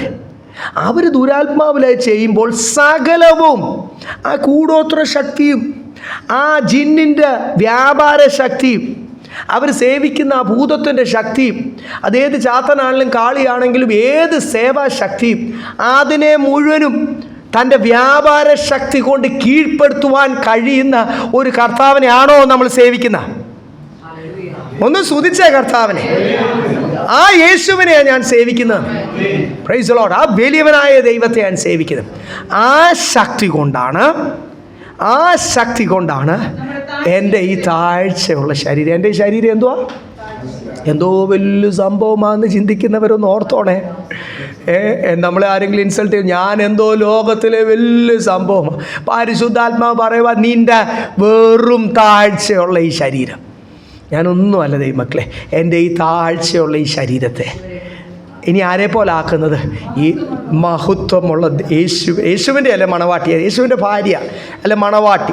ഒരു സയൻറ്റിഫിക് രീതിയിലല്ല, അടുപ്പമാണ് അവിടെ തെളിയിക്കുന്നത്. അപ്പോൾ യേശുവിൻ്റെ സ്വന്തമായി തീരുവാൻ, യേശുവിൻ്റെ മണവാട്ടിയായി തീരുവാൻ എന്നെ യേശുവിനെ പോലുള്ള ഒരു ശരീരമാക്കി തീർക്കുന്നത്. അതിനു വേണ്ടി ഞാൻ കാത്തിരിക്കും. ദൈവമക്കളെ, പരിശുദ്ധാത്മാവുള്ള എല്ലാ പഴയ നിയമഭക്തർ, പുതിയ ഭക്തർ ഈഗർലി വെയിറ്റിംഗ് ഫോർ സകല സൃഷ്ടിയും നീറ്റുനോവോടുകൂടി, ആ ഒരു വേദനയോടുകൂടി, ആഗ്രഹത്തോട് കാത്തിരിക്കുമ്പോൾ എൻ്റെ ജീവിതത്തിൽ ഈ കാത്തിരിപ്പിന് എത്രത്തോളം ആഗ്രഹമുണ്ട്. ആ ഇൻറ്റൻസിറ്റി ചെറിയ ആഗ്രഹമേ ഉള്ളൂ. അതോ മറ്റുള്ള ആഗ്രഹം എല്ലാം മാറ്റി വെച്ചിട്ട് എൻ്റെ ഈ താഴ്ചയുള്ള ശരീരത്തെ യേശുവിൻ്റെ മഹത്വമുള്ള ശരീരമാക്കി തീർക്കുന്ന ആ നിമിഷം നമുക്കൊന്ന് മനസ്സിലാകാം. പഴയ നിയമഭക്തരൊക്കെ അവരുടെയൊക്കെ തീരുമാനം, ഡെഡിക്കേഷൻ. ഞാൻ ഈ മോശയുടെ എബ്രഹാമിൻ്റെ ഒക്കെ വായിച്ചില്ലേ? വേണ്ടാന്നേ, ലോകത്തിൻ്റെ സ്ഥാനം വേണ്ട, ലോകത്തിൻ്റെ നിക്ഷേപം വേണ്ട, ദൈവമക്കളോടുകൂടി കഷ്ടം സഹിക്കുവാൻ. ഇതാണ് അതിൻ്റെ മാർഗം. യേശുവിന് വേണ്ടി കർത്താവിൻ്റെ ക്രൂശ് എടുത്ത് കർത്താവിന് കഷ്ടം സഹിച്ച് എന്ന് വെച്ചാൽ ദൈവത്തിന് വേണ്ടി നിൽക്കുമ്പോൾ ഒത്തിരി വില കൊടുക്കേണ്ടി വരും. ആ കഷ്ടതയെപ്പറ്റി അവിടെ പറയും. ശരീരത്തിലും മനസ്സിലും ഒക്കെ വില കൊടുക്കേണ്ടി വരും. അതിനൊക്കെ ഒരു മനസ്സാണ് നമുക്ക് വേണ്ടത്. വല്ല വിധേനയും നേരത്തെ ഈ അധ്യായത്തിൽ തന്നെ എഴുതിയിരിക്കുന്ന പോലെ വല്ല വിധേനയും മരിച്ചവരുടെ നിന്ന് എന്ത് ചെയ്യണം? പുനർദാനം പ്രാപിക്കണം. ഒരു വലിയൊരു ആഗ്രഹത്താൽ, ഇതൊരു പ്രത്യാശയുടെ ഒക്കെ അങ്ങ് അറ്റത്ത് ഞാൻ പറഞ്ഞില്ലേ, അതിനുവേണ്ടി ഞാൻ എന്ത് ചെയ്തു? ബന്ധപ്പെട്ട് കാത്തിരിക്കും. ഈ മനസ്സ് ഇഷ്ടമില്ലാത്ത ഈ ശരീരത്തെ ഞാൻ എന്ത് ചെയ്യുന്നു? ഫോഴ്സ് ചെയ്യുന്നു. എൻ്റെ ആത്മീയ മനുഷ്യൻ ബലം പ്രാപിച്ചാലേ ചെയ്യാൻ പറ്റും. അല്ലെങ്കിൽ ജഡം എന്നെ ഫോഴ്സ് ചെയ്യും, എൻ്റെ ആത്മീയ മനുഷ്യനെ ഫോഴ്സ് ചെയ്യും. വേണ്ട സാംസ, നമുക്കിപ്പോൾ എന്തെങ്കിലുമൊക്കെ ശരീരത്തിന് സന്തോഷം തരുന്ന കാര്യവും ചെയ്തുകൊണ്ടും ചിന്തിച്ചുകൊണ്ടും കണ്ടുകൊണ്ടും ഒക്കെ ഇരിക്കാം. ഞാനപ്പോൾ എന്ത് ചെയ്യണം? എൻ്റെ ശരീരത്തെ ഞാൻ ആത്മാവിൻ്റെ കൺട്രോൾ കൊണ്ടുവന്നിട്ട് ഞാൻ എന്ത് ചെയ്യണം? ഫോഴ്സ് ചെയ്യണം. ബന്ധപ്പെട്ട് നീ കർത്താവിൻ്റെ വരവിന് വേണ്ടി കാത്തിരിക്കാൻ. ഈ മഹായുദ്ധത്തിൻ്റെ ഒക്കെ മുമ്പ് എന്ത് ചെയ്യും? സഭ എടുക്കപ്പെടും. അതറിയാമല്ലോ. നമ്മൾ മഹാപീഡനത്തിൽ കൂടി കടന്നു പോകുമോ? ഇല്ല. സ്തോത്രം. അപ്പോൾ നമ്മുടെ കാത്തിരിപ്പ്, ബന്ധപ്പെട്ട് കാത്തിരിക്കേണ്ട ഒരു സമയത്ത്, നമ്മളൊരു വല്ലാത്ത ഒരു പ്രശ്നമുള്ള സമയത്താണ് നമ്മൾ നിൽക്കുന്നത്. ഇതൊരു നിമിഷമാണ്. ആ നിമിഷത്തിൻ്റെ അത് എടുക്കപ്പെട്ടില്ലെങ്കിൽ പിന്നെ റിവൈൻഡ് അടിക്കാൻ പറ്റത്തില്ല. കരഞ്ഞിട്ടൊന്നും ഒരു കാര്യമില്ല, നിലവിളിച്ചിട്ട് കാര്യമില്ല. ഞാൻ എന്നെ തന്നെ സമർപ്പിക്കുന്നു എന്നൊന്നും പറഞ്ഞിട്ട് പിന്നെ ഒരു കാര്യമില്ല. ഇതാണ് സുപ്രസാദകാലം, ഇല്ലേ? മണവാളം വരും, വിളക്കിൽ എണ്ണയുള്ളവർ, ബുദ്ധിയുള്ള കന്യകന്മാർ, ബന്ധപ്പെട്ട് കാത്തിരിക്കുന്നവരെ ചേർക്കും, പോകും. ബാക്കിയുള്ളവർ അറിയത്ത് പോലുമില്ല, അവർ ഉറങ്ങിക്കൊണ്ടിരിക്കുമായിരിക്കും, ലോകത്തിൻ്റെ വിഷയത്തിൽ മയങ്ങിയിരിക്കുമായിരിക്കും. അതിൽ ഞാനും പെടുവാൻ ദൈവം എന്നെയും സഹായിക്കട്ടെ. നിങ്ങൾ ഓരോരുത്തരും, നമ്മുടെ സഭയിൽ നിന്ന് ഒരു വ്യക്തി പോലും പോകാതിരിക്കില്ല. അതുകൊണ്ട് എനിക്ക് വലിയ കൂട്ടമാണെങ്കിൽ ചിലപ്പോൾ എനിക്ക് എല്ലാവരെയും ആത്മാവിൽ കൺട്രോൾ ചെയ്യുവാനും ആത്മാവിൽ അവരുടെ നിങ്ങളുടെ പൾസ് അറിയുവാനും പറ്റത്തില്ല. കർത്താവ് അറിഞ്ഞുകൊണ്ടായിരിക്കും ചെറിയ കൂട്ടത്തെ തന്നിരിക്കുന്ന. ദൈവത്തിൻ്റെ സ്തോത്രം. ദൈവം നമ്മളെ അതിനുവേണ്ടി സഹായിക്കട്ടെ.